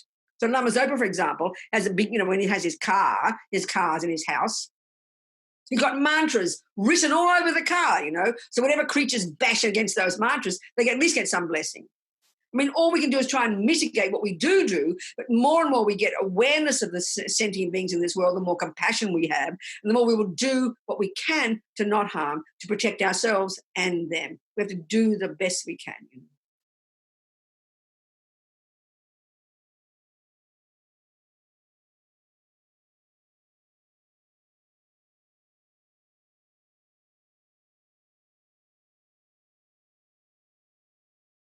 I mean, of course, it seems, yes, but basically, when you're walking, you've got 2 legs and you're crushing creatures. When you have sticks, you have 4 legs, so you're just crushing more creatures. So clearly, it's again the same point. You're absolutely right. It's just getting as general awareness from the big picture point of view that just by living, we harm beings. So to try and lessen the damage we do as much as we can. So instead of killing with 2 legs, instead of killing with 4 legs, all we can do is kill with 2 legs. We're going to kill because we're walking.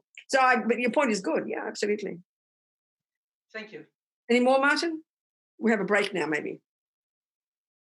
So we even this moment, so far what we've talked about, all the seeds that we've planted, any understanding that's come from this, how marvelous. May we continue to understand this so we can learn to get self-respect, so we can abide by the laws of karma for our sake, so we can then be of benefit to others. Thank you, darling. See you in 30 minutes. So vows are incredible. So what is the benefit of them? We understand this. We'll be sad not to live in vows, you know. So first of all, you know, the general instruction Buddha is giving us at the first level of practice is at least attempt to use this little guideline of 10 don'ts, this list of 10 don'ts as our general guideline of how to become a better person for our sake. Keep remembering that. In other words, we are the direct beneficiary of not killing, not stealing, not lying. That's, again, like I'm saying from before, that's the point to get. It's advice for how to you to become a better person. For your sake, you must remember this and be happy with this. And of course, as Lama Zopa says, the rats and the cockroaches will also be indirect beneficiaries, and they'll be so happy that you stop killing because they're going to have a party because you leave them in peace. But the purpose behind, the energy behind the first level of practice is for your own sake. You've got to know this. Otherwise, it's just doing what someone said and you're feeling like a naughty girl. Very childish. So in general, Buddha would advise us these 10 little things. There's no commitment here. It's just his advice. You got to go to the doctor and she gives you a list of 10 things to avoid doing. That's all. And then it's up to you to decide if you want to abide by those. It's a very good piece of advice. So this first piece of advice for the Buddhas at the first level of practice is about behavior. The first 7 of these 10 are about your behavior, about your body and your speech. And what behavior means is what impacts upon others. It's sort of evident. Because the heavier karma, both negative and positive, is karma that's related to others. You know, it's evident. So, as I said, the first 7 of these 10, he exhorts us to at least attempt not to kill any sentient being. He exhorts us to at least don't take the ungiven, as Lama Zopa calls stealing, to the Tibetan translation. Don't take the ungiven. And then don't cheat, a minimum one. Don't cheat on your partner. If you have a commitment to a person in a relationship, a sexual relationship, don't cheat on them and don't take someone else's. So these are 3 actions of the body, aren't they? And what are they driven by? It's obvious. Anger and attachment. It's clear. Anger and attachment. It's so simple. So that's what makes the actions negative, but the action themselves are the heaviest because they impact upon others.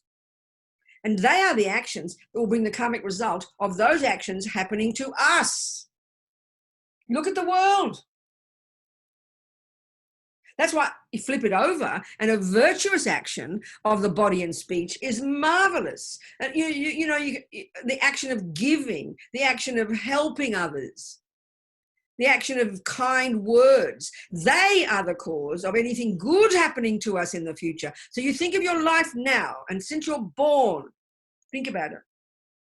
1 track of karma, this is the 3rd track. This is called experiences similar to the cause, your cause. So if in your life you think about it, it's really simple. You can see in your life up to now, you can divide, simply speaking, all your experiences in relation to sentient beings, including the humans and the rats and the cockroaches and the dogs. You can divide all your experiences in relation to sentient beings. In other words, all the experiences you have at the hands of others, you can divide them into precisely 2 categories. Those experiences where you're harmed by others and the experiences where you're helped by others. This is 1 track of karma. And we can see this is a major one when it comes to our suffering. Again, look at the world, what people do to each other. So anything that's ever happened to you that's good, people like you, people don't steal from you, people give you things, people trust your words, people enjoy your company, people smile at you. I mean, this is just stuff we completely take for granted. Every one of those is the fruit of actions like that you did in the past, and karma's pretty personal, I tell you. And then you've got all the actions that others do to us that are painful and harmful. They don't believe our words. Someone fires you from work. Someone ignores you. Someone's rude to you. Someone beats you. We all know these experiences. They're the ones that are painful. They're called experiences similar to the cause of an action you did in the past. Again, karma's pretty personal to those sentient beings. So this is the point here with karma. The first motivating force has to be, do I want that kind of suffering? It's really obvious.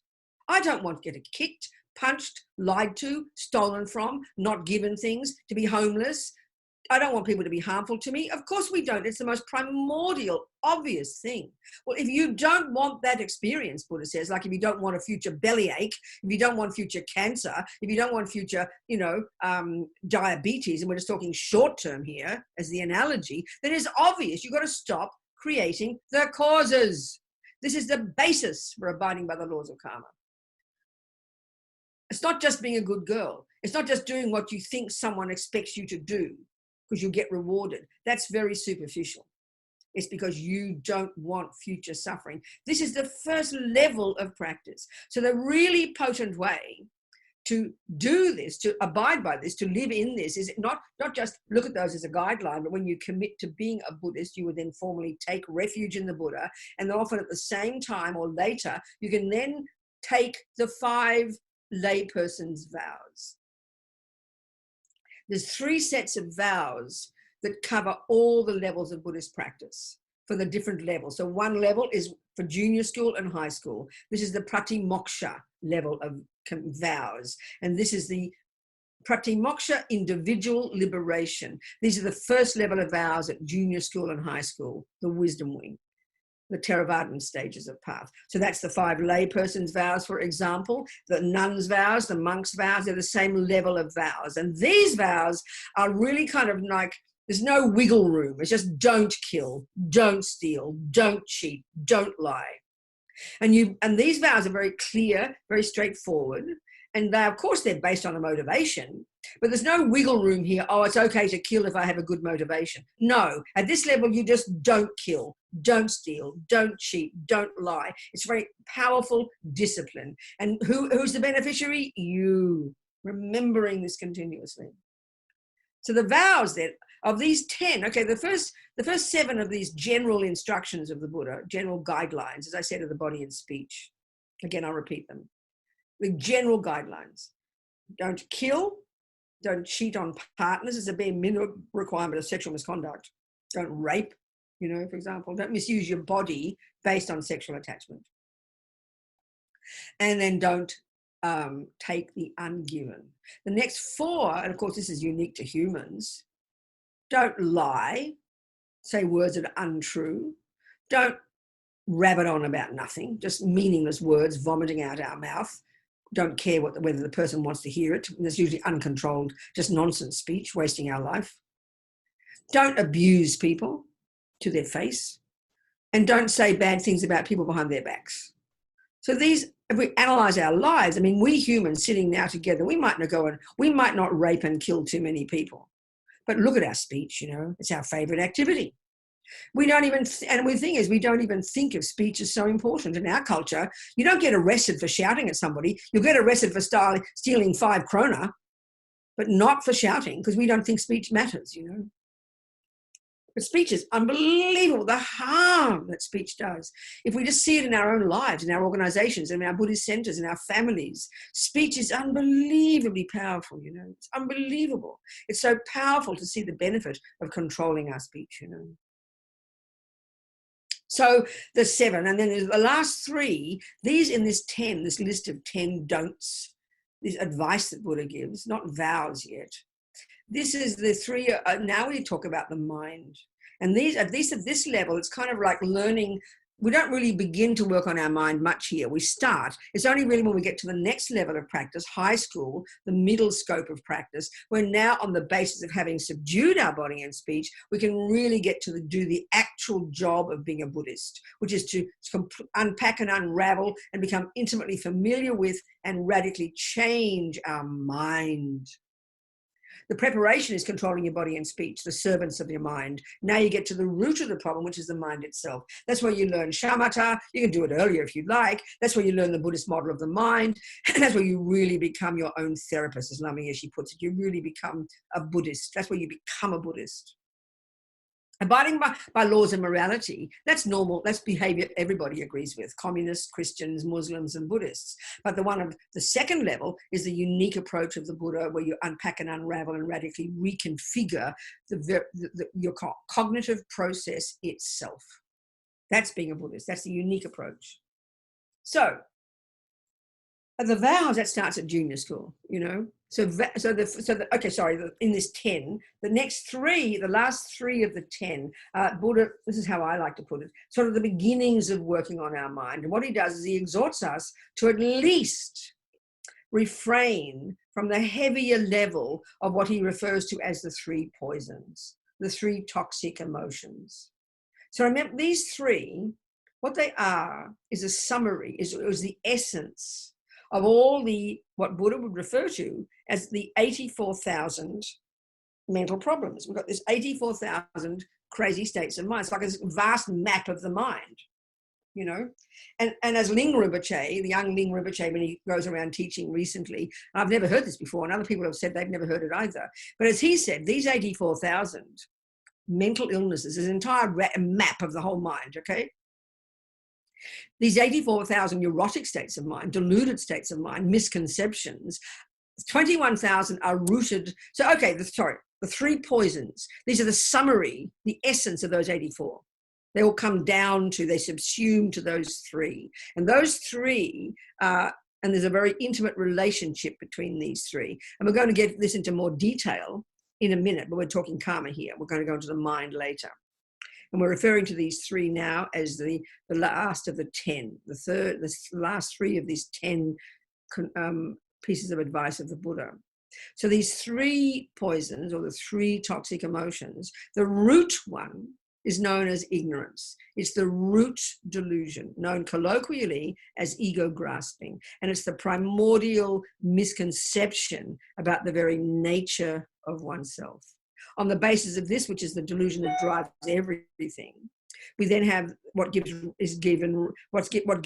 rise to immediately is attachment to that sense of self, to get what that self wants. And then on the basis of attachment, not getting what it wants, that gives rise to the 3rd of these toxic emotions, which is known broadly speaking as aversion. So that, you know, attachment is multifaceted and aversion is also. And we're going to go into these in detail later. So these 3, ignorance, attachment, aversion, or anger, whatever, these 3, which are just simple words for us, but have a very powerful meaning in Buddhist psychology. And if you understand these, you really understand yourself. So all the other 83,997 mental problems are rooted in these 3. So as Ling Rinpoche says, 21,000 of these 84,000 are rooted in ego grasping, ignorance. 21,000 are rooted in attachment. 21,000 are rooted in anger or aversion. And 21,000 are rooted in all 3. So it's a really elaborate map of the mind. And the map of the mind we're describing here, by the way, is not the brain. This is the map of the mind created observed by these amazing Indians before the Buddha on the basis of their single point of concentration. And then the Buddha's view of the mind is based upon this. It's a really elaborate view of the mind, the negative qualities. So these 3, so then in the 10 instructions of the Buddha, the last 3 of the 10 are related to these 3 poisons. So the Buddha here is exhorting us to at least refrain from the really heavy level of these 3. So in terms of ego, in terms of attachment, at least refrain from really intense craving, the really powerful, painful, constant craving, you know, that is the grosser expression of attachment. At least refrain from the heavy level of anger, which they call like malice or ill will. We're bad enough being angry, but when you can't give it up and you even want the person to suffer, that's heavy duty. Look at the world. That's heartbreaking. Look at the nightmare that is. At least attempt to give that up. And then the 3rd is the really heavy duty level of ego grasping, of ignorance, is actually manifest here as like a real fundamentalist, narrow-minded, fixated kind of mind, very fixed. I'm right and you're wrong. And look at it in terms of race, in terms of, you know, politics, in terms of religion, very fundamentalist, you know, but it's actually a characteristic we've all got. When you're very stuck in your view, I'm right and you're wrong. It's the basis of so much fighting we have. This narrow-minded fundamentalist. At least refrain from that. Refrain from malice. At least refrain from heavy grasping. So this is a simple list of 10 don'ts, just 10 little things. Like I said, you probably got 100 just to know how to drive a car better. 10 little things, at least to begin as a series of instructions to guide you to how to become a better person for your sake. This is the point here. So now, when you practice a bit more and you decide you want to formalize your commitment to being a Buddhist, you would then formally take refuge, in front of a person who represents the Buddha for you. You rely upon the Buddha Dhamma Sangha. And at that point, usually then or later, you would then take the 5 layperson's vows. So vows are a more powerful way of committing to refraining from certain actions. A vow in general is a decision to refrain from something. And this is the very nature of vows are all about behavior. They're not about the mind. They're about behavior, about body and speech. So this first level, the level of pratimoksha, the level of individual liberation, which is related to the Theravadan level of practice, which is this level of the first and second scopes of the Lamrim. It's this first level of practice of the practices we do to help ourselves become liberated from samsara, which is junior school and high school, the wisdom wing. So these 5, all the nuns' vows, the monks' vows, they're the same level. And as I said before, they're very kind of clear, very strict, very clear. You do not kill, you do not steal, you do not lie. And your powerful decision to live according to this vow is said to be so potent. So before I go into that, just to say, the next level of vows is related to the compassion wing. And these are infinitely more powerful, but they've got to be rooted in keeping this first set. You can't just take bodhisattva vows. You've got to first take the pratimoksha vows, because these are more advanced. And these vows, bodhisattva vows, are also about behavior, but they're now vows to also control behavior, but in relation to helping others. Completely different emphasis. Completely different emphasis. The emphasis is on others. And the third set of vows, for the most advanced level of practice, are the vows of the Vajrayana. There's also behavior as well. There are 3 sets of vows for the 3 levels of practice, And all the holy beings say, Buddha is without vows. Without vows, we can't get ahead. And why? Because psychologically, vows are so powerful. So as Lama Zopa said, you could have a person who's practicing lots of practice, doing lots of mindfulness meditation, lots of mantras, all these wonderful practices. Excuse me.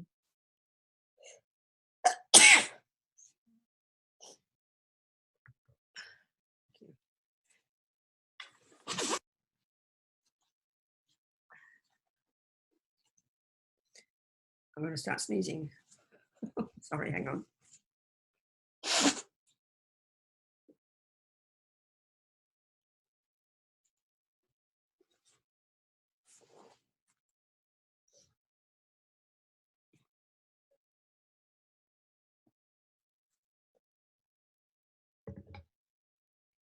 So you can have a person doing amazing practices, but doesn't have even just say a vow not to kill.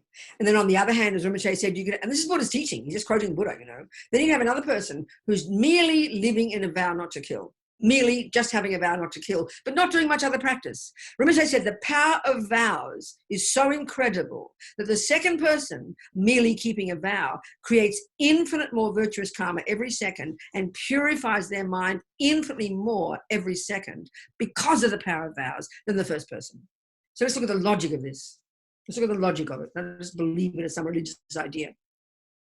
Think of a vow. It's your mind. You think yourself. You might say for 27 years, oh, I must go on a diet. And then one day you say, I will go on a diet. Guess what will happen? You'll go on a diet. It's intention. It's intention. So vows are a powerful way of digging deep into your mind, the groove. I will not kill. I will not lie. I will not steal. And the power of vow is such, like I said before, in Buddha's teachings, the vows themselves are said to be like some subtle physical energy that's visible to clairvoyance. And the point is, as Rinpoche says, the power of vows is such. This is Buddha's teaching. He loves his vows, that 24 hours a day, you're keeping a vow, even when you're not thinking about it. You're ticking over virtuous karma and putting atomic bombs under that habit. So we literally can't get ahead of the game until we have vows. So for example, and this is logical. So listen, here we are sitting, most of us right now in our little houses, or me sitting here, you sitting there in Stockholm. We are not killing anything, are we? We're not killing anything. We're being very nice people. All the rats and cockroaches are very happy. We're leaving them in peace. But look at this. There's nobody in this room, any of us here, having the thought, I will not kill. So when we understand karma, this is where, like, for example, the action of the generosity I gave her before. There's a homeless person there. Like I said, there's 4 things in place if it's going to be a complete karma. First is the object, homeless person. Second, intention. I will give 20 euros. Motivation, generosity. Third, that's 2B and 2A and 2B. 3, do the action. 4, the homeless person gets the result. That's a complete action of generosity. But in that particular case, I'm walking down the street and even wanting not to give. Angry about this ugly homeless person. My mind is creating heavy negative karma, but 20 euros falls out of my pocket. They get their 20 euros. Karma I created, negative. Not even positive. Not even nothing. Not even no karma. Negative, because my mind was negative. But I could have even not have any thoughts in my mind. And the 20 euros falls out of my pocket. No karma whatsoever. Because there was no intention and no motivation. So when there's intention to not kill is the only time when you create the karma not to kill. So it's only when the cockroach crosses your path now that you see it and you go, oh, I must not kill it. It's only then you sow a seed of not killing. In other words, karma is, intention is the point.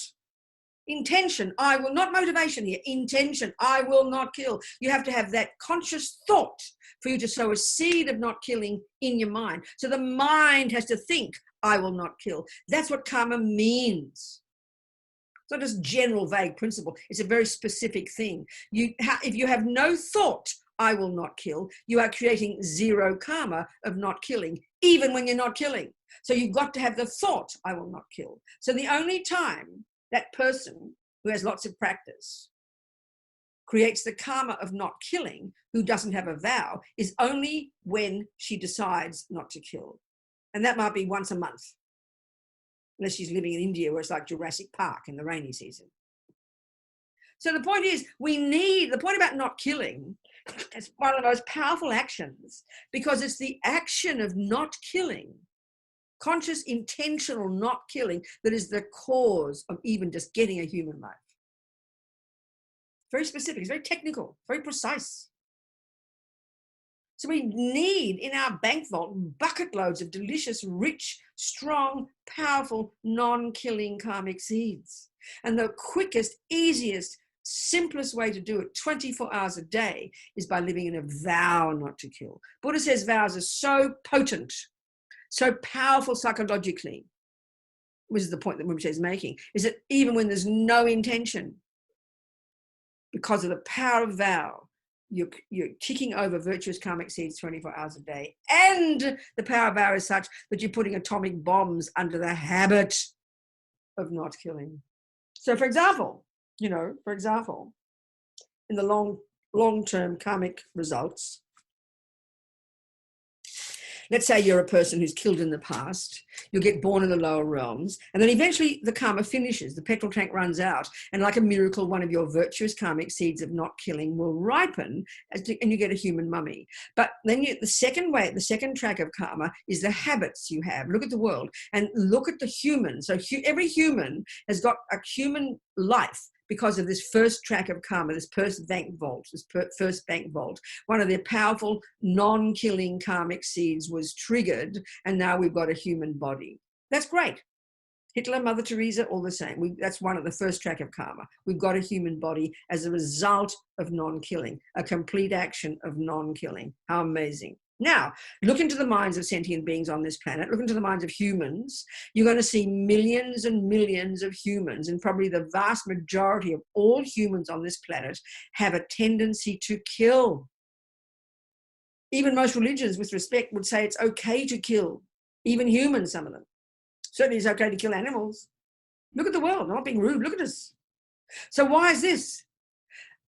Because we haven't lived in a vow not to kill. Because the point about the vow not to kill, it not only does it cause you to get a human body, but it purifies the habit to keep killing. So there's another example I always tell, one story, a little boy, a son of a friend of mine. When he was 3, she was taking the lice out of his head, and he was crying with compassion for the lice. In other words, he not only didn't want to harm the lice, he even had compassion for them. And all his life, he's now 40-something, he's never killed a living being. This is the logical result, the Buddha would say, of he not only finished his killing karma in the past, but he purified the tendency to keep killing. So you wake up in this life with no thought to kill. The next result of killing is you die young. Look at the planet. Look at humans. Babies die. Young people die. Healthy people die. That's the fruit of past killing. So if you live in a vow not to kill, the power is so potent that 24 hours a day you're keeping it. You're ticking over virtuous karmic seeds. It will bring the fully ripened result of a human birth.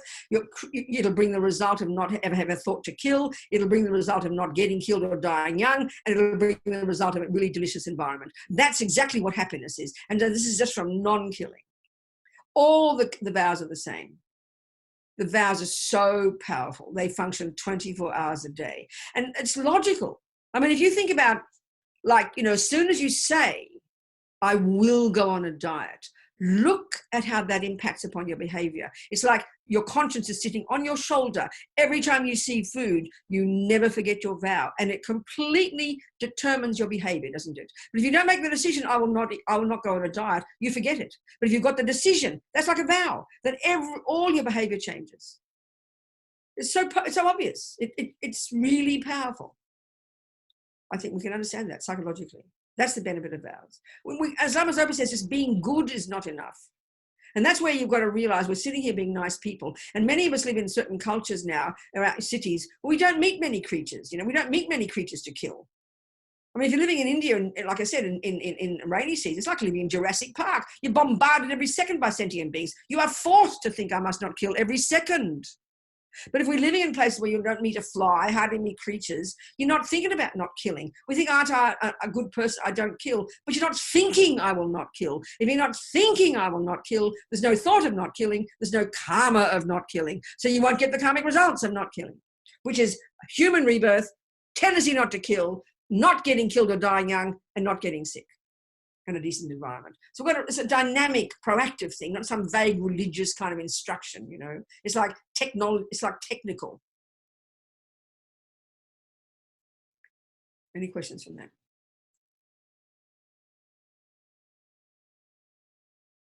Listen, you would take the vows and you take refuge from a person you consider one of your teachers and you request them.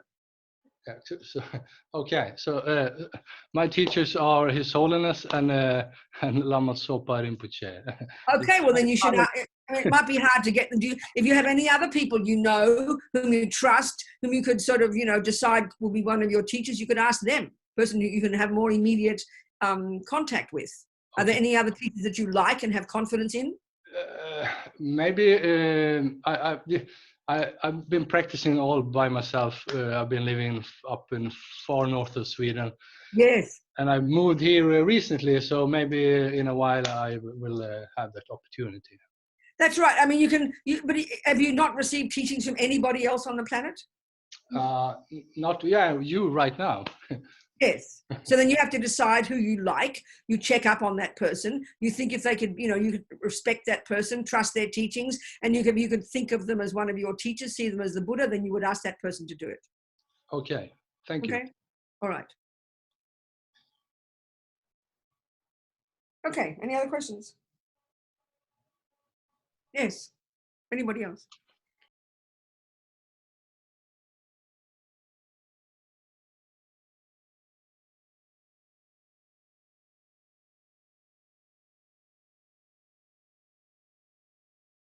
What's your motivation? What's the reason you're doing it? Is it out of compassion? Is it to help others? Is it to help the person himself? What's your motivation? It's probably in this case is compassion for others, because so you would criticize a particular person. Why does that compassion for others? How does that help others by you criticizing one person? Because in his position of power, he can end up influencing people. So telling people to just, in the case of the Brazilian president, to just telling people to go back to work, to just spread the virus. I understand. So which is going to kill. Okay, I understand that. So how can your criticizing him help other people? How can that help? Give an example. It doesn't. It just takes it off.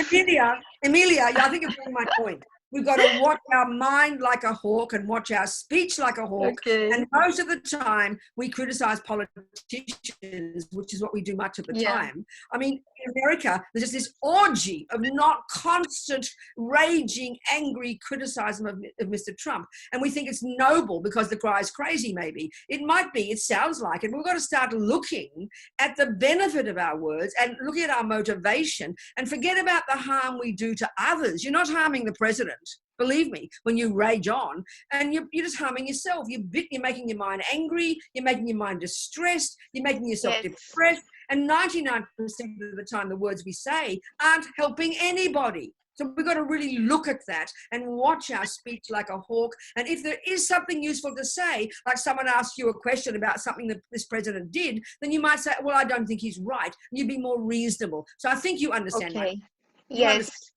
Yes. Thank you. You go. What else, people?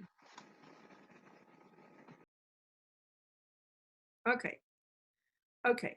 So, okay. Yeah, so the power of vows. And I think, yeah, exactly. It makes a lot of sense, you know. That's the basic practice, starting point. Then we're kind of, and that because of the enormous benefits, day by day, moment by moment, short term and long term, it really helps us then do the next job more easily when we've more subdued with our body and speech, living in vows. It inevitably makes it easier for us to then get to the actual job of going to high school and start to become familiar with the workings of our mind. This is the real job, you know. But it's clear if our body and speech are berserk, and that's even the point, Emilia, for your own benefit. If we kind of rave on all the time, angry thoughts, angry words, you can't even see your mind. It's impossible because we're so full of all the... So for our own benefit, it's to be so important to see this, not some moralistic idea of not criticizing other people. Look at the harm. It just stirs up our rage, stirs up our own fear. So we're trying to protect our own mind, you know. Do you understand, darling?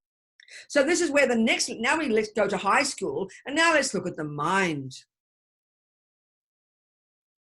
So, you know, Buddha's view of the mind is deceptively simple. Buddha's view of psychology, how the mind works. And the crucial thing to remember, it's a really major point, when we think of how we understand psychology in our culture, modern psychology, first of all, we're talking about the brain. I'm not criticizing, but that's just what we're doing. You know, neuroscience is all about the brain, and it's a marvelous science. There's no contradiction. And that's why these days, these amazing conversations, the last 20, 30, 40 years actually, between the Dalai Lama and all the Tibetan Buddhists and the best brains of the West on these exact topics, which has really been the basis of so much change that's happening in the modern world and in the deeper understanding in the modern world of really the way that the mind works. It's marvelous, you know, but let's look at the Buddhist approach specifically, okay? That's the job here. So in the Buddhist view, we're not discussing the mind, the brain. In the Buddhist view, this is what's shocking to hear. We're not discussing what your mother did to you, what your father did to you. We're not discussing your genes. We're not discussing the DNA. We're not discussing the chemicals. We're not discussing the past. In your own past, karma, yes, but not mummy and daddy. And this is a shock to us because the obvious view in our modern culture, our whole view of mental illness, our whole view of problems in the mind and in relationships is rooted in the body, is rooted in past behavior of other people and things that have been done to us in the past. So naturally, when we go to the therapist, we go to the psychiatrist, we look into the brain, we look into the chemicals, we look into the physical things, we look into what mummy did, what daddy did, we look into all of this because this is the model we use. Nothing wrong, it's a different model. Buddha doesn't even discuss those things. It's very fascinating. Well, of course he does. In the Vajrayana, the most sophisticated presentation of all of Buddha's teachings, that is the culmination of all of this stuff we're talking about. You know, the Tibetan medical system, for example, is completely based upon this particular way of describing our mind and our body. And so they talk about gross consciousness and gross mind. That's the level we function at day to day. Then we've got subtle consciousness and subtle mind. Then we have very subtle consciousness and very subtle mind. And this is when, if we were to talk about the death process, we'd go into this. So this view, which is expressed in Tibetan medical system, is very similar to the Chinese one, is similar to the Ayurvedic one, which is discussing at a subtler level our subtle physical energy, in particular the subtle wind energies, the prana. I mean, they study like 10, 13 years in the Tibetan medical system, and they become intimately familiar with all the different wind energies, which is the subtle physical energy of us. It's this really sophisticated model. So we've got this 72,000 subtle channels in the body, nervous system. Coursing through those channels is all these different wind energies, and all these different wind energies are intimately related to our different states of mind. Now, clearly, this is not how we think in our modern view. So when you go to your Tibetan doctor and she feels your pulses, she will recognize exactly which wind energies are out of balance, and she will know exactly that's because it's connected to your attachment, and that's why you're having panic attacks and anxiety. She will recognize the exact relationship, you know, because there's an intimate relationship between the mind and the physical. So we also have that view in the West. So there is discussion in the Buddhist one, in the Vajrayana, about the relationship of the body, because they're intimately connected. But when you study Buddhist psychology and in high school, you're not discussing the physical level. You're not discussing all those subtler components, which is the more advanced level. You're merely discussing, it's like a map of the mind, this highly sophisticated, detailed, technical presentation of the actual cognitive process itself. It's incredibly fascinating, you know? It's amazing. Like I said, it's coming from these Hindus. It's 3,000 plus years old, this model. Okay, the Buddhists have adjusted their view of it, but it's a very sophisticated presentation of the different mental states. So there's no discussion of you're angry because your mother hit you. There's no discussion of you're jealous because your boyfriend always cheats on you, which is the view we have in our materialist world, which is reasonable because we believe we're the product of mummy and daddy. It's a whole different model, you know. But this Buddhist one is so direct. It helps us know the names of the states of mind. And then with concentration meditation and learning that model, we can become intimately familiar with all these crazy conversations in our mind. Suddenly we have a map that enables us to understand them. It's an incredible system, but most of us don't study it, you know, so we wonder why, and that's what really being a Buddhist means. So I really hope you do low rig and things there, Martin. Do you teach that text yet? Not yet, Venerable. Well, good. But it's all I ever talk about. When I come, I kind of feel ashamed. I'm embarrassed. I think one day you're all going to find out that I'm a cheat because I keep talking about the same things. But there's nothing else to talk about. So, okay, so let's look at this Buddhist model of the mind. Because again, remember, the end result, Buddha, free of all the delusions, full of all the goodness. So clearly we have to discriminate between the goodness and the rubbish. This is evident by the result. That's the job of being a Buddhist. In the high school, we're controlling our body and speech so we can begin the job of at least stop being crazy. Now we get to the actual job, the root of it, in order to really get out of samsara and achieve our nirvana, you know. So we can say, first of all, our mind, okay, consciousness and mind, synonymous. Second, not physical. We're not discussing the brain. We're not discussing the wind energies. We're not discussing the subtle physical. We're discussing the mind itself. Consciousness, a cognitive process, cognition. One, it's not physical. Two, it is not the handiwork of mummy, daddy, or a creator. This is a shocking concept for us. This is a shocking concept, but this is clear for the Buddha. The mind is the product of itself. It's this river of mental moments, goes back and back and back and back and back. And whatever goes on in that mind produces what the mind does further down the road. It's hardly surprising. If you practice piano for 10 years, you're not surprised that you're good at music. If you practice anger for 10 years, you shouldn't be surprised that you get angry. You know, because we practice the habit. So we come programmed, Buddha says, into this life. At the first time of conception, we're programmed with our own habits, you know. So this is mind. Continuity of consciousness, not physical, not the handiwork of mummy, daddy, or a creator. Beginningless and endless. And has more subtle levels of cognition, as we've described, roughly, based upon single point of concentration. Got these subtle levels of cognition. And the amazing potential of the mind. This is the point of all of it. Buddha, free of all the rubbish, full of all the goodness. So it's a very radically different view of consciousness, of the mind, isn't it, you know? Hugely different, radically different.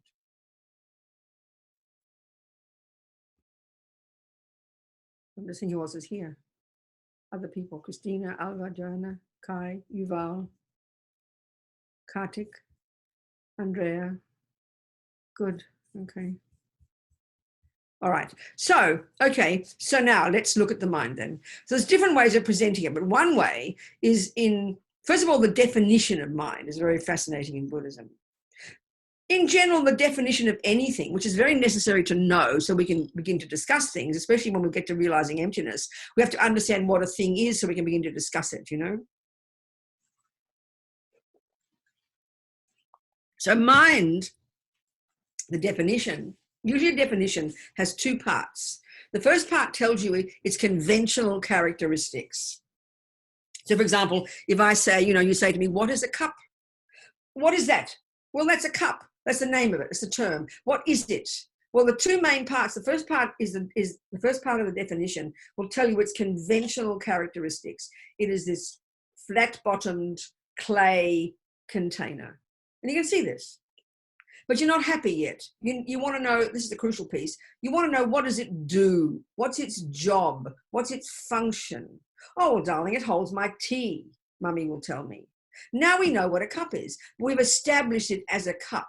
Okay, now there's more to it than that. We need to go more. If we talk about emptiness, we will. But here, what is the mind? The mind, the first part of the definition tells you its conventional characteristics, and that's conveyed by the word luminosity or clarity, which sounds kind of cosmic to us, but it merely in this case means it's not physical. It's conventional characteristics. Second, the function of the mind. The function of the mind is to cognize. So the obvious question is, oh, that's interesting. Cognize what? Well, guess what, folks? Cognize that which exists. Reality, truth, reality, that which exists. That's Buddha's job. That's what he says is the job of the mind.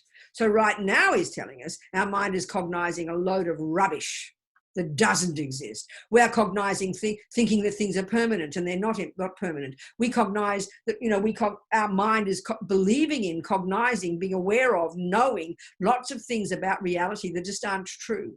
We believe there's no cause and effect. Our mind thinks that. We think we are created by somebody else. We think that our mother made us. We think that our mind is the brain. They're all cognitions, but Buddha would say they're invalid cognitions. They're not reality. So the job of our mind is to cognize, to know, or to be aware. These verbs are synonymous, okay? So then, now let's next level of division of the mind. We can talk about how we function. Two different ways we function, our mind functions. The mind functions at the mental level, which is called mental consciousness. And then we have what's called sensory consciousness. These are massively, profoundly different. And even beginning to understand this distinction it informs very powerfully our way of understanding our mind, and is very powerfully pointing to the way Buddha describes the mind. So let's look at the sensory, okay? So this is interesting for us because we, as Lama Yeshe says, we make the body the boss. Our sensory experiences, have a look at it, completely dominate our lives, completely determine even our moments of happiness and moments of suffering. We are completely addicted to our body, addicted to our sensory experiences. As far as we're concerned, this runs everything. We're pulled from pillar to post by our sensory experiences. Look at us, So what are the sensory consciousnesses then? What does it mean literally, sensory consciousness? Well, remember, consciousness, mind, that which is not physical. So eye consciousness, for example. In Buddha's terms, that's not referring to the eyeball. It's referring to that part of our mind, not physical, remember, that on the basis of working nicely with the eyeball, the nerves, and all the bits and pieces, has the capacity to cognize certain things. There's always the example I use, but it's profound. The implication is profound. I'll say to you, oh, that's a pretty cup. And I would. It's quite pretty with birds on it. That's a pretty cup, I'll say. So without any analysis, we would all agree that my eyeball, in fact, sees a pretty cup. We would never question that, and we don't go further. We just don't question. But this is utter nonsense, Buddha says. The sensory consciousnesses, eye consciousness, ear consciousness, tactile consciousness, etc., 5 of them. They are like and it's not being rude to animals, they're like dumb animals. They're profoundly limited in their capacity for cognition. Eye consciousness can only cognize two things precisely: shape and color. It can't even say the shape and color because it's so limited. It can only, the object, each state of mind we have. Mind is often, they refer to it as a mirror. It's very helpful. Mind is the subject, consciousness, and it always has a thing that it cognizes. There's always mental consciousness, subject, and it always has, in every millisecond of our mind, every moment of what's going on, and we're completely unaware 90% of the time, is always cognizing something. So each part of our mind cognizes particular things. So eye consciousness precisely only can cognize shape and color. That's it. So you've got to ask the question, it's absolutely obvious. Which part of my mind, if it's not my eye consciousness, which part of my consciousness, which part of my capacity for cognition is cognizing a pretty cup? It's a really obvious question. If eyes can't cognize a pretty cup, eyes can only cognize shape and color. So what part of my mind is cognizing, is knowing, is being aware of a pretty cup? Well, it's obvious. That's your mental consciousness. Now, as Lama Zopa says,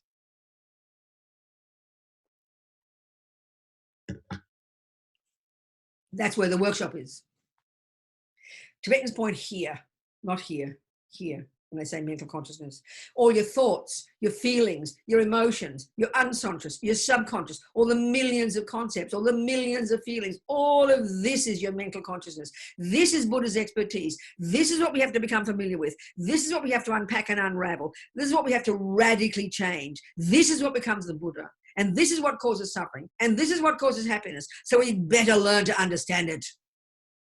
To unpack and unravel its intense, unbelievable layers of contents. So what's happening is this, and it's not a joke, it's true. The millisecond, without a millisecond of space that my eye consciousness goes here, out will come from my mouth, oh, what a pretty cup. Like with no space in between. Well, what's happening is this is insanely technical, insanely brilliant process. What happens is this, the millisecond that happens, what's happening is instantaneously as you see that shape and color, I access my mental consciousness, and I mean it, but quicker than Google. Millions of things pop up in the mind. All the things I've ever known in the past will all be eliminated.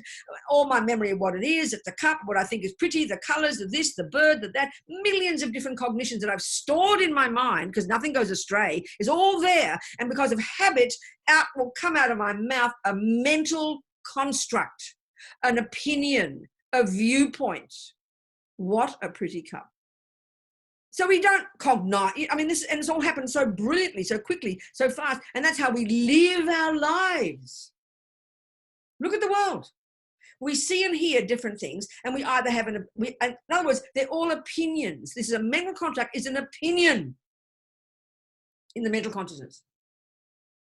And what Buddha's saying is this, all the contents of our mental consciousness are opinions, are viewpoints, and some are a load of rubbish. Some are nonsense, exaggerated, distorted, deluded, distressing, disturbing, ridiculous opinions that have no basis in reality. And some are valid, reasonable, useful, appropriate, beneficial viewpoints and opinions. And we have to distinguish between them.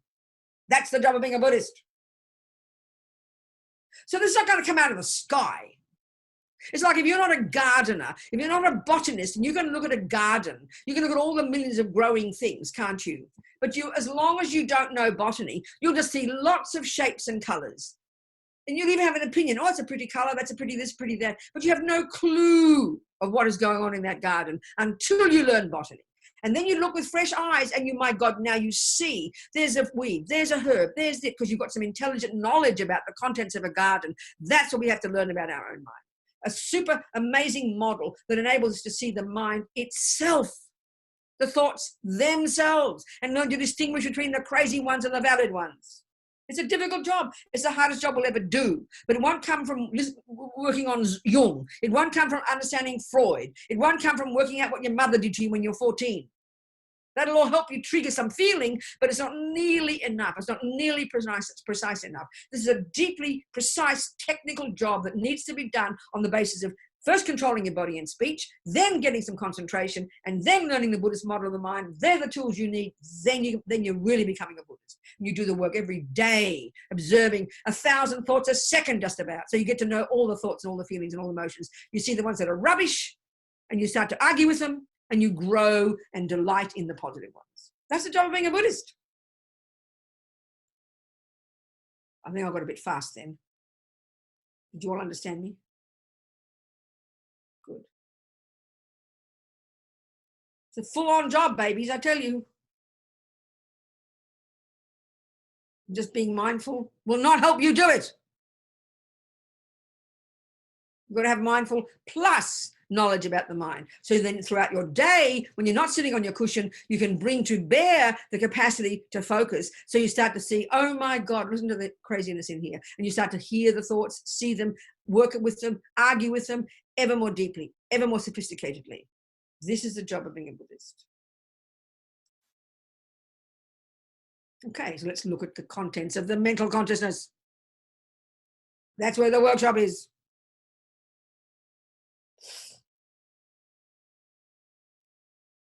Okay, as we've been saying already, Buddha divides all the contents of our mind into 3 categories. It's so simple, it's almost embarrassing. There are those that are ridiculous, deluded, delusional, disturbing, distorted, embellishments based upon the mistaken sense of self that are the source of our pain and the source of why we harm others. That's it. 2, there are those that are valid, reasonable, virtuous, appropriate, beneficial, and to some degree in sync with reality. They're the 2 main ones, so-called negative, so-called positive. So simple, simplistic even, these labels. This is the stuff we have to distinguish between. Remember why? Because the end result is Buddha, rid of all the rubbish and full of all the goodness. So we have to learn to distinguish. Now, the 3rd category, I like to call these the mechanics of the mind. These are all the states of mind we all have and we need badly. They're like the parts that enable us to do things.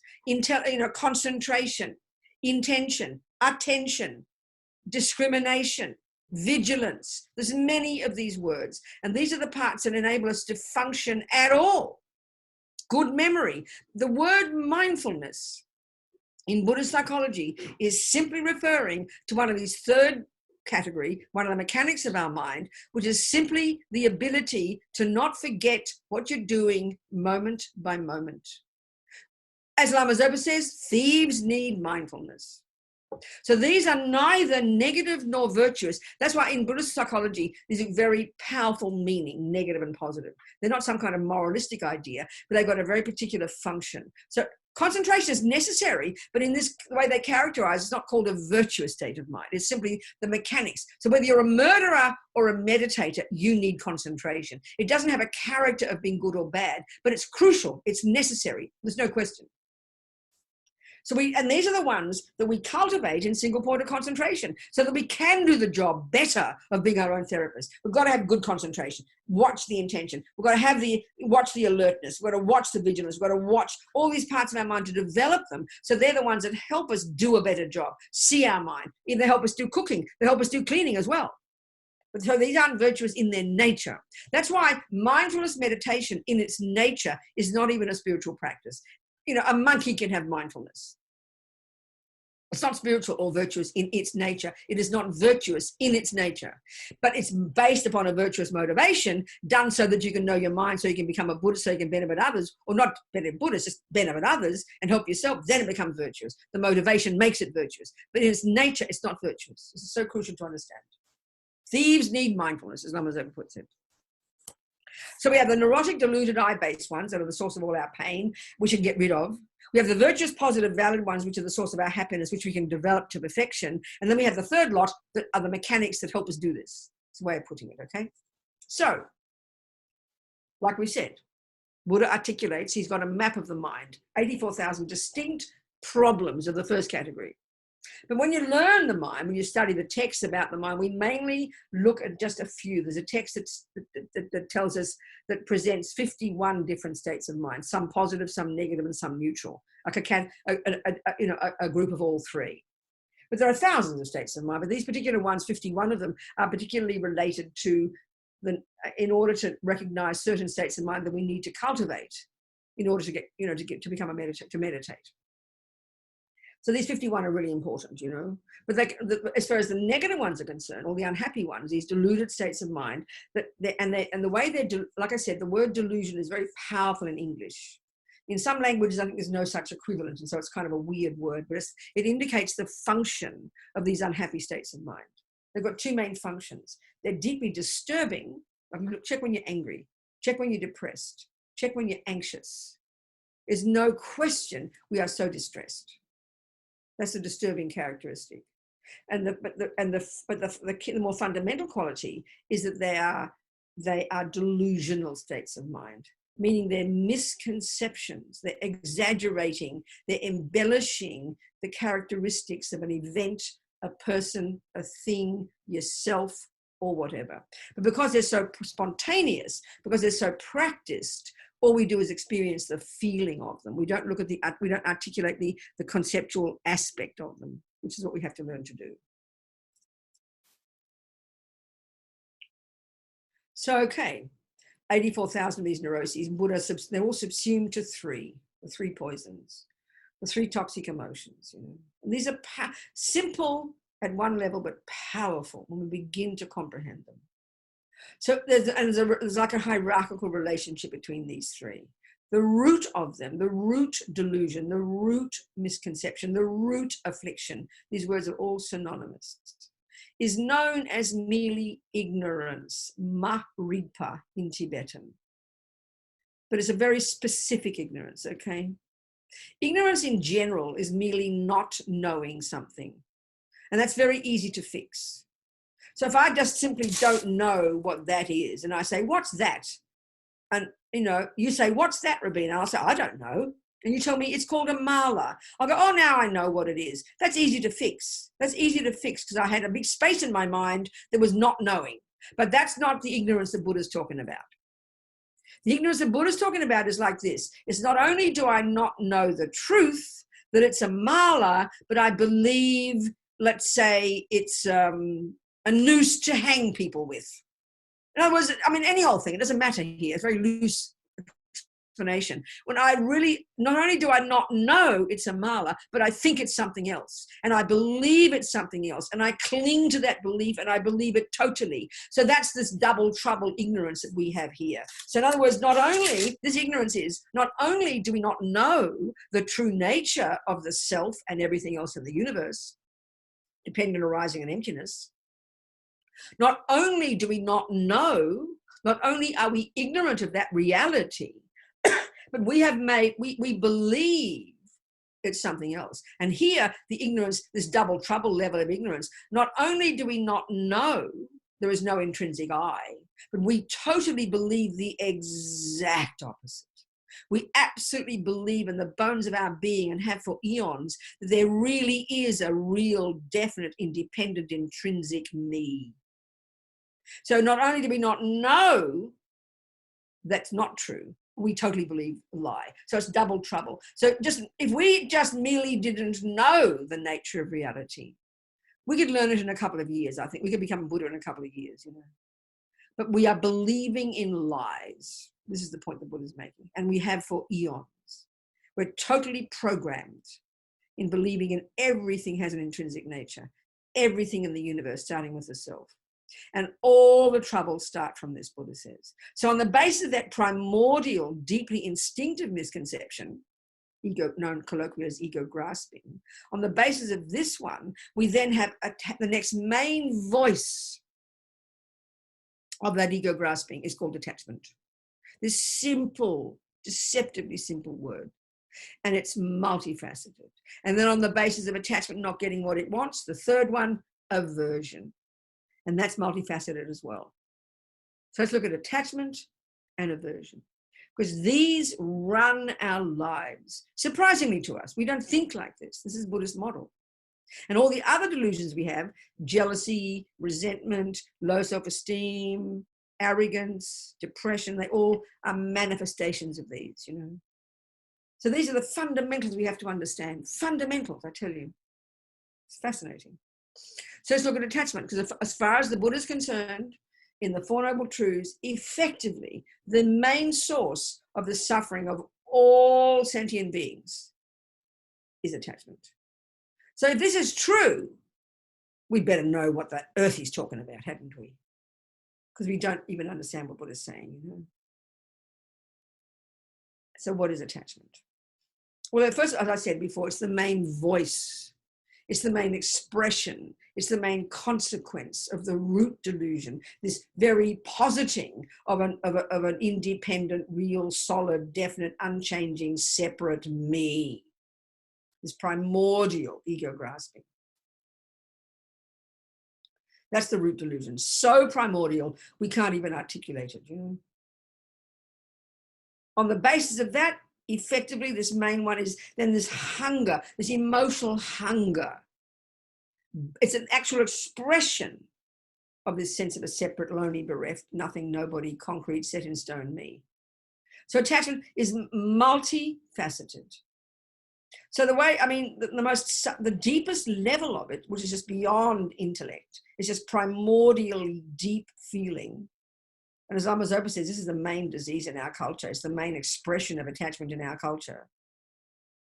Is this deep feeling of dissatisfaction, an aching feeling of I'm not enough, I don't have enough, whatever I get, not enough, whatever I get praised, not enough, how thin I get, not enough, how I change the shape of everything, not enough, what the job I get, not enough, the food I get, not enough. It's a profound, aching, painful, terrible suffering feeling of not enough. And we believe it is true. This is the tragedy. We're born with this. It's like the energetic level. And this is the consequence of practicing attachment in past lives. Its most primordial consequence is this aching feeling of never being enough. This aching feeling of never being enough, never having enough. And we can see in the world, forget about yourself, we can see some people have this unbearably, you know, living in hell. I think it's what we call self-loathing. It's what we call self-hate. We call it that. That's this dissatisfaction. And it's all related to me and then related to everything else out there. It's an aching, deep emotional pain. And it's the consequence of countless lifetimes of attachment. And we get born with it from the first second of conception. So this is the aching feeling that's there. That's the deepest level of it, the most energetic level. Then the next level, obviously, is if you don't think you're enough, if you don't think you've got enough, if you don't think you are enough, then it's natural. The next level of attachment is you're going to hanker after something out there, convinced that when you get it, it'll fill up the gaping hole and it'll bring some sense of satisfaction, you know, this aching feeling of dissatisfaction. Naturally, you'll hanker after something. And the obvious first level of hankering is the objects of the senses. I mean, what do you think life is? We open our eyes, and as far as we're concerned, life is out there. The very nature of ego grasping is we feel separate from it. We feel isolated, separate. That's the energy of ego grasping. So then attachment kicks in, and I'm not enough, I don't have enough, I aren't enough. So we look, what will fill it up? What will fill up the gaping hole? What will fill up this dreadful feeling of never being enough, never having enough? Of course it's the objects of the senses. Look at us. Unceasing, trying to find something, frantic. That's attachment's energy. It's like this vampire in us, frantically searching every second. And it underpins everything else. So, okay, this is not the only thing going on. If this were the only thing going on and we had no virtue, we had no love, had no compassion, we'd be the raging terrorist, the raging pedophile, the raging lion who eats the baby for breakfast.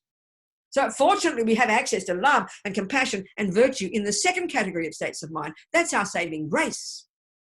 We have to learn to distinguish them. That's the point.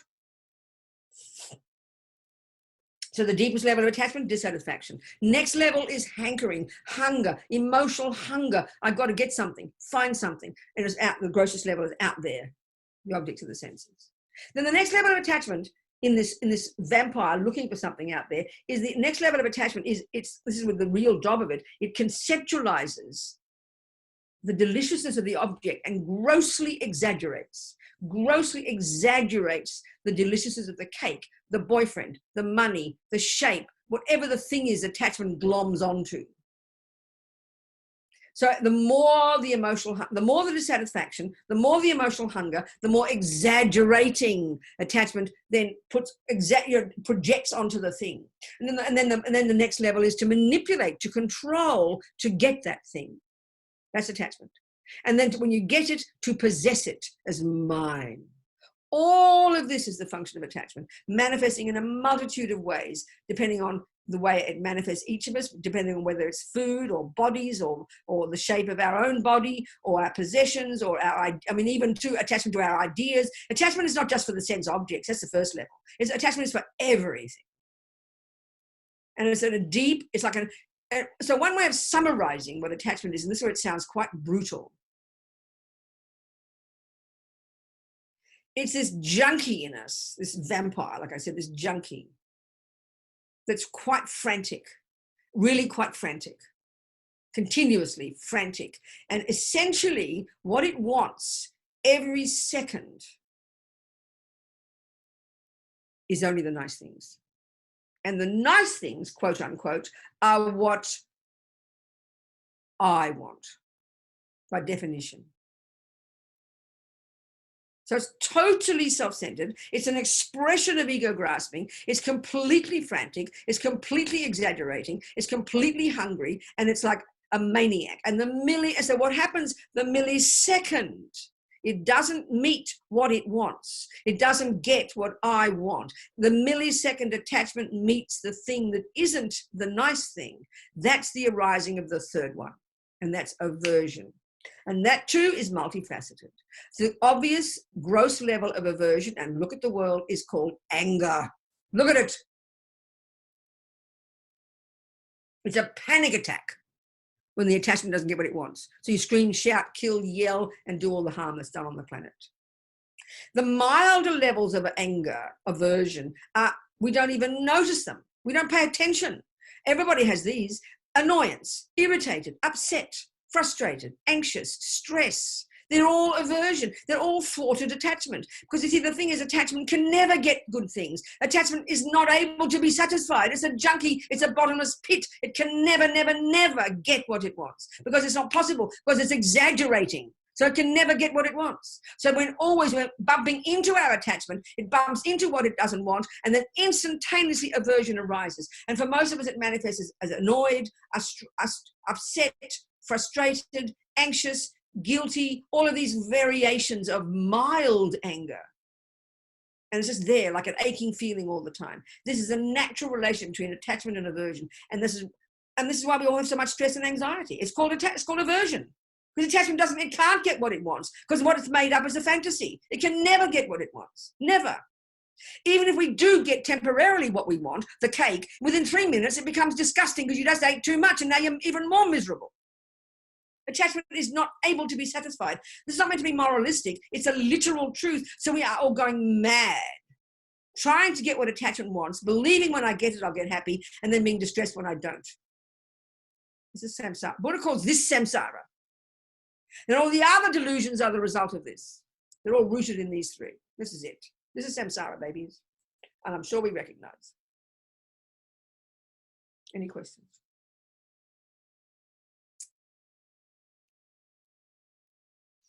I know I make things sound kind of dramatic. Oops, what happened to you? I'm going away. Oh, there you go.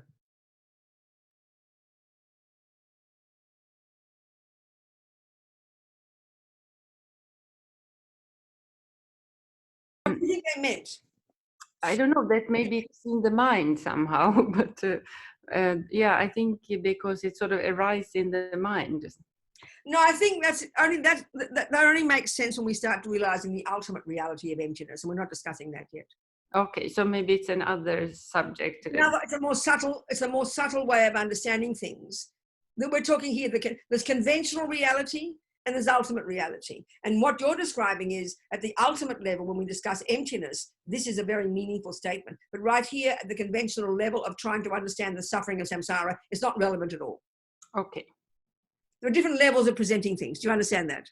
I think so. In other words, if you're first learning botany, you know very well there can be some genius botanists who can use all kinds of poison flowers for medicine, can't they? Hmm. Because they know they have great knowledge, don't they? You don't want to learn that first off. You just want to learn to recognize the poisons first before you start becoming more sophisticated. It's the same here. In the level of Tantra, absolutely they talk about all the poisons can be used, but you can't leap into using poison if you don't even know how to identify it. Do you see what I'm trying to say? There's levels of reality. So we're looking at the very brutal level here of what is a delusion and how does it cause suffering. Do you understand? I think so. I mean, I don't understand exactly what he meant, but I think... well, I'm saying what he meant. Yeah. Yes. But it is a more sophisticated presentation of what we're discussing here. Like that, he was describing botany at a more advanced level. He's describing how in the end, they've all got the same nature, which is emptiness. But we're not discussing that here. That's a more advanced interpretation of things. Can you understand that principle? I think so, yeah. Okay, good. Yeah. What else? Nothing? No questions? I have a question. Yes. I have a question. Right. That's the first level. That's the first level, controlling your body and speech. Absolutely fundamental. Without discipline, you can do nothing. Without discipline, you can't do anything. We know that. That's the first level. We control your body and speech. You control your behavior, live in vows. That's discipline. That's why you can do this job of going to high school and start to look at your mind. Do you understand?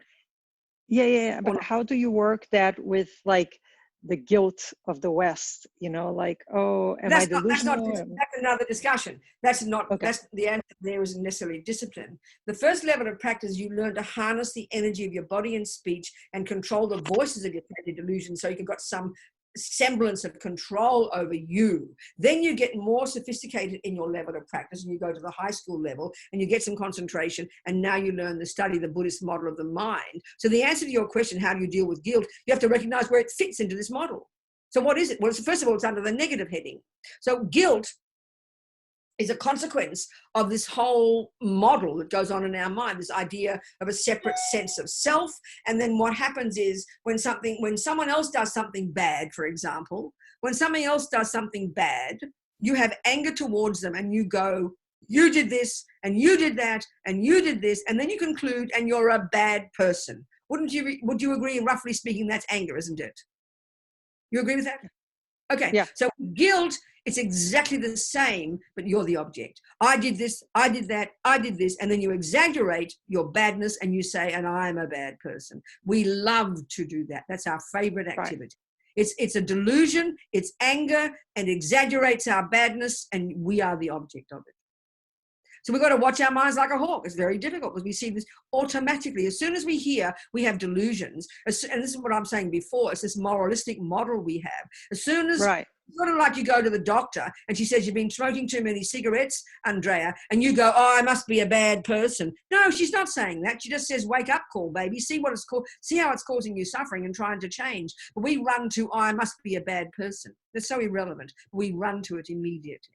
And so that's not the way to listen to this stuff. I mean, if we just have that view, we're going to kill ourselves and we see how much anger and attachment we have.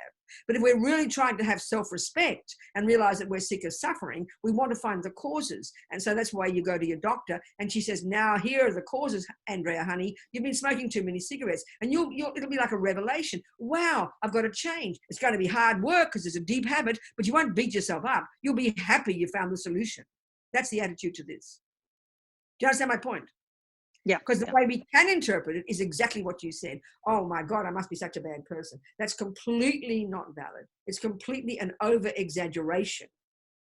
You understand? Yeah. Good. Yeah. So have some lightness to the process as well, right? Some forgiveness, self-forgiveness or compassion to make mistakes and recenter the mind, correct? Well, those words, I understand what you're saying. Absolutely. Okay, I mean, again, as the whole point is, I use the analogy of the doctor as a simple analogy. I mean, if you go to the doctor and you know you're sick, but you don't know why, and you know you're sick of sickness, and you go to your doctor and she explains the cause, and the cause is you've eaten too much sugar, the cause is you've eaten all the wrong food, what would be your response in general? How would you respond in general to this information she gives you? What would be your response? I have to stop. No, emotionally, how would you respond? Oh, it's my fault, right? No, I'm not trying to get you to give me the right answer. I'm trying to ask you to How would you feel if you're sick all the time and you don't know the reason why you're sick, okay? And you think you must go to a nutritionist. So you go to this nutritionist and she gives you your analysis of why you're sick. In general, what would be your response to that? Don't try to give me the right answer. In general, what emotionally, how would you feel about this? Feel bad. What, darling? Feel bad. Why would you feel bad? What are you talking about? I don't know, because I didn't know I shouldn't have eaten so much sugar. I don't know if I'm getting the point. I'm sorry. You're trying to give me the right answer. I'm just trying to ask you a simple question. If someone explains to you why you're sick and it's because you've eaten the wrong food, what I'm asking is, would you feel guilty and neurotic and want to kill yourself and I'm a bad person? No, you wouldn't. You'd be over the moon with happiness. Now you've got the solution. Got it. Is that not how we treat nutritionists? That's why people go on diets and go on and change their eating habits so they get better. You don't do it out of self-hate. You do it out of a revelation that now you know how to fix yourself. Can you hear my point, Andrea? Yes, I got it. Well, but our trouble is, when we hear the stuff and all your questions are coming out of hearing, we've got these heavy delusions in our mind. You're assuming, I mean, this is how we hear. We hear it as someone saying, I'm a bad person. No. Buddha's saying your heart should be breaking for yourself, that we haven't realized that these states of mind are the cause of our pain. He's trying to get us to have compassion for ourselves and realize this is why I'm suffering. Oh my God, now let me see how it can change. But we hear it as criticism and judgment and I'm bad and this is terrible. We hear it like that. That's the mistake we make. Correct. You see what Clear. I'm saying? Thank you. Yeah, absolutely. Good. Thank you. So it takes courage, it takes courage to take this on board. Yeah. What else, people? Any other questions?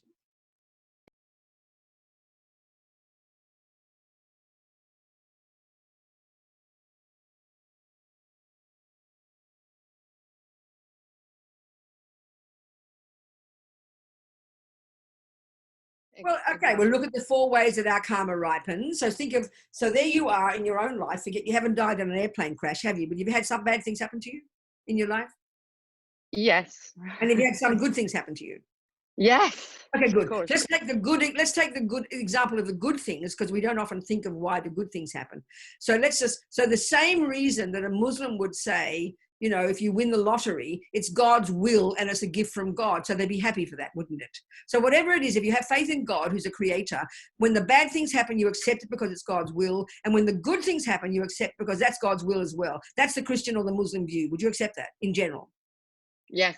Okay, so the Buddha view is whatever happens to you, which is called good, is the fruit of your past virtue. And whatever happens to you that is bad is the fruit of your past non-virtue. That's all. So as I said before, there are 4 tracks of karma, 4 ways that our karma plays out in this life, 4 ways that our past actions ripen in the present.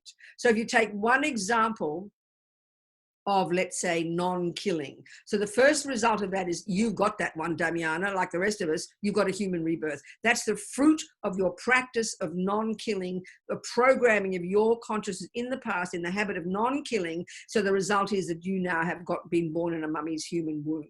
Second track of karma is the result of that is you've got a tendency not to kill. The third result of that is you don't get killed or you don't die young.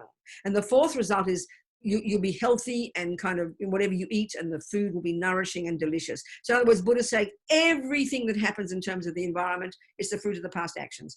Everything that happens in terms of how we're seen and treated by other beings is the fruit of past actions.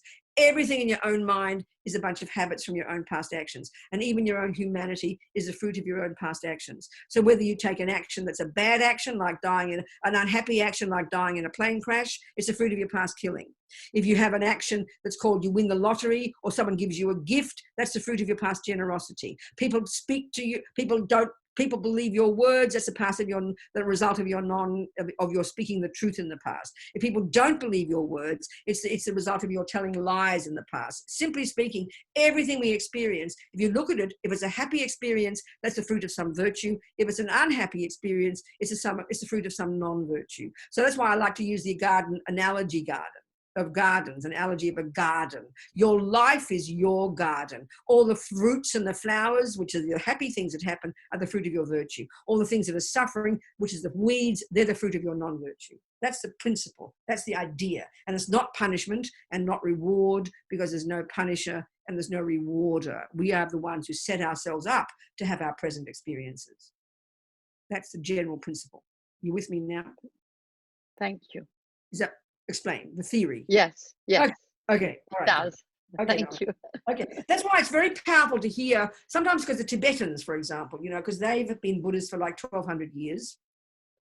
And of course, this philosophical view of karma, this is not, it's new to us in our culture. It's like, you know, but it's been around for 3,000, 4,000 years easily. It's been the observation of these great Hindus and the Buddhists since then for centuries, you know, for centuries. It's just the view. So for Tibetans, 1,200 years of this, in the same way that for us, we take for granted the truth of brains and neuroscience and the physical explanations of things and being, do you understand what I'm trying to say? They're just in the bones of our being, and we're brought up with those views. Well, these Tibetans are brought up with the view of karma. It's completely integrated in their being. So the consequence of this is how they explain the world to themselves. And it's not neurotic. It's not, when happy things happen, they know it's the fruit of their virtue. So they delight in it, rejoice in it, and want to keep doing more of it. And then it's just for oneself. Forget about compassion. And then when the bad things happen, they're able to bear it because they know why it's happening. They don't tear themselves up. They don't get guilty and neurotic. They don't have much guilt. It's not their style, you know, and they don't get very angry. So I always use the example of in Tibet, when I was based in the States, in 2003, when I was running our prison project, Liberation Prison Project. I always tell this story. Richard Gere had decided to invite a bunch of former prisoners to this event of the Dalai Lama, all of whom had done some kind of meditation in prison over the years, right? So he invited some people like me as well, who were working with people in prison. And they had this wonderful event, 20 former prisoners, a whole cross-section of Americans, you know, men and women, male and female, black and white, you know, Puerto Ricans, Mexicans, all the rest, a whole bunch of Americans. And we had this wonderful day of discussing all their suffering and pain of being in prison. And they'd all done some kind of meditation in prison. That was their thing. So anyway, they also he invited 2 young Tibetan nuns who'd been sexually abused and tortured in prison for several years in Lhasa. And they'd now been released and they were in America. So they gave their talk. And it was very clear, first of all, you could argue, it was very clear to all the Americans, if you want to quantify suffering, theirs was pretty intense. It was probably worse than most other people's in the room. But what was really clear, this is a very fascinating point now, getting to the other point about guilt, you know, which is the way we respond, and shame and guilt and I'm bad and all that stuff. So these young women, it was very clear to everybody that they weren't angry. This is very surprising to us, you know, angry. They weren't angry.